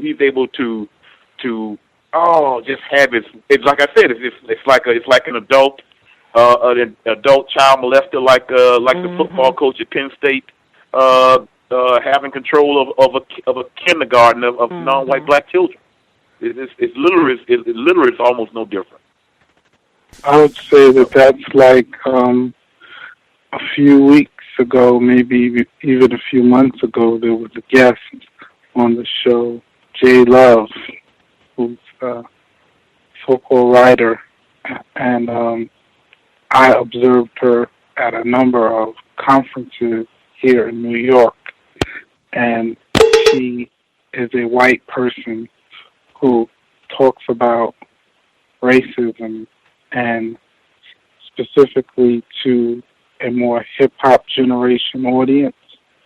And the fact that she is a white female and she can come in front of all of these non-white people and talk about racism and pretend that she is being as honest as she should be. I mean, I've seen audiences absolutely captivated by her. And, you know, when she was on the show, I gave her some pushback on some of that, and it was interesting to speak to her on the show, knowing that I had actually encountered her in person just a few weeks prior and personally observed non-white people in such awe of this woman. We have done our 3 hours. White people are very dangerous, especially those white women. Very dangerous. Do not underestimate them. Can be lots of trouble for you. Even Amy Goodman. I was watching Democracy Now! Today because they were talking all about racism. That's back-to-back Fridays that they have been talking about racism and white supremacy like for the entire program.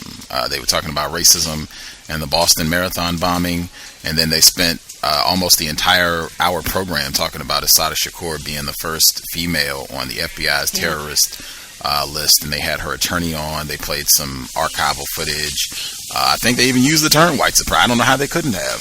COINTELPRO, it was all racism, white supremacy, but Amy Goodman sitting front and center, and I think you get the same effect. That's why I say I cannot stand Amy Goodman, because non-white people would view that and think she is just the coolest thing in the history of the universe. She is keeping it real, and she's more informed than many of you count no good Negroes out here, and been doing this a long time, and not think that, hey, people like her and Timothy Wise and J. Love and Amy Wilentz, they are some of the most dangerous, some of the most informed, because non-white people are not suspicious of them.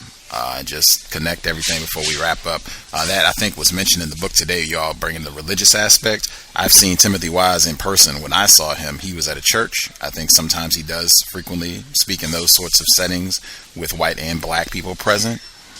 and with Hazel, one of the characters from the book, the word it spoke, her viewing Elizabeth as one of her projects. I think it said her grandest project was a part of the missionary spirit in her. I don't know how you can disconnect missionary from racism, white supremacy. I mean, that word is a synonym for racism, white supremacy. I would say just go back and look at Yurugu, where she breaks that down, gives you the whole when, why, what for. That, I mean, is incredible. I can't even believe you put that down. That, to me, reveals a lot. The missionary in Hazel to go and get a can opener for a black female. We'll be back tomorrow. Can I ask you a question real quick, Gus? How did they use racism during the Boston Marathon? I thought those boys they were white. So I mean, we can talk about that tomorrow. That'd be good because I want to talk about that. My quick answer would be I'm of the opinion, I'm not sure if these individuals are white. I have seen some people who said that they were white. I said that last week, or I guess it was 2 weeks ago, that I thought they were white as well because that's what I saw. But having seen photographs and just seeing more about the way that they are being talked about, even if they were considered white before the bombing, I'm seeing evidence that may, and I could be wrong, but at least to me it looks like some white people are now saying that they don't think that they are white. And furthermore, since these are not white people, this is further evidence of the defectiveness and danger that non-white people represent. We need to be on guard about them. We shouldn't have too many of them immigrating to this area of the world. And they're just downright terrorists to begin with, like that no-good Assata Shakur that we should be rounding up. I have seen, in fact, you can just listen to Democracy Now! Today. They'll talk about everything I just said, and you can see if it makes sense.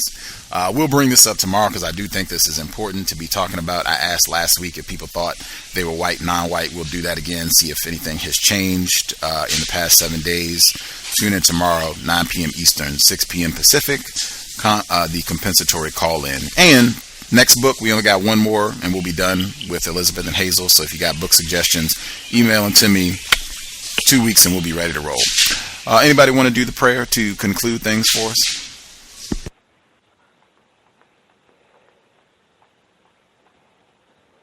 I will. Right on. Visit Justice's blog, justdojusticetoday.blogspot.com. Pam's site, racismws.com. My blog, racism-notes.blogspot.com. Visit the YouTube channel to check out the new content and tune in tomorrow. Looking forward to dialoguing. The weather is so nice, I almost did the program outside today. Maybe tomorrow. Take it away, S. Dot. Creator, it is time, it has been time for quite some time now for us to get serious, roll up our sleeves, and deal with this global problem of racism, white supremacy. We ask that you give us the courage and the fortitude to confront our deepest fears within ourselves individually and give us the courage to share resources with other victims of racism, white supremacy. We continue to pray for those who suffer from racial avoidance disorder, those who are afflicted with self-induced color blindness. We ask for compassion and empathy in dealing with them as they are confused, as many of us remain confused. And we ask that you just provide each and every one of us with a solution of something that we can do in any of the 9 areas of people activity in our day-to-day lives, wherever we are in life. This is our prayer as your sons and daughters. Ashe. Ashe. Ashe. Ashe. Ashe. We will be back tomorrow. Thanks, everyone, for tuning in. NPR had a lot of segments on racism, white supremacy today as well. I don't know what it is with Friday, but it's a lot of racism. You can visit NPR's All Things Considered. They were talking about racism quite a bit today. Black jockey at the Kentucky Derby, and they were talking about legacy of racism, terrorism, really just killing black people in the South and a lot of the white people that were not punished. But this is All Things Considered specifically. Just hit the site, hit the program. I might pick out a clip or two from that tomorrow. Context of White Supremacy, signing out. Thanks, everyone, for tuning in. I'm a victim, brother. You're a victim. Man, I'm a victim of 400 years of conditioning. Shut up. The man has programmed my conditioning.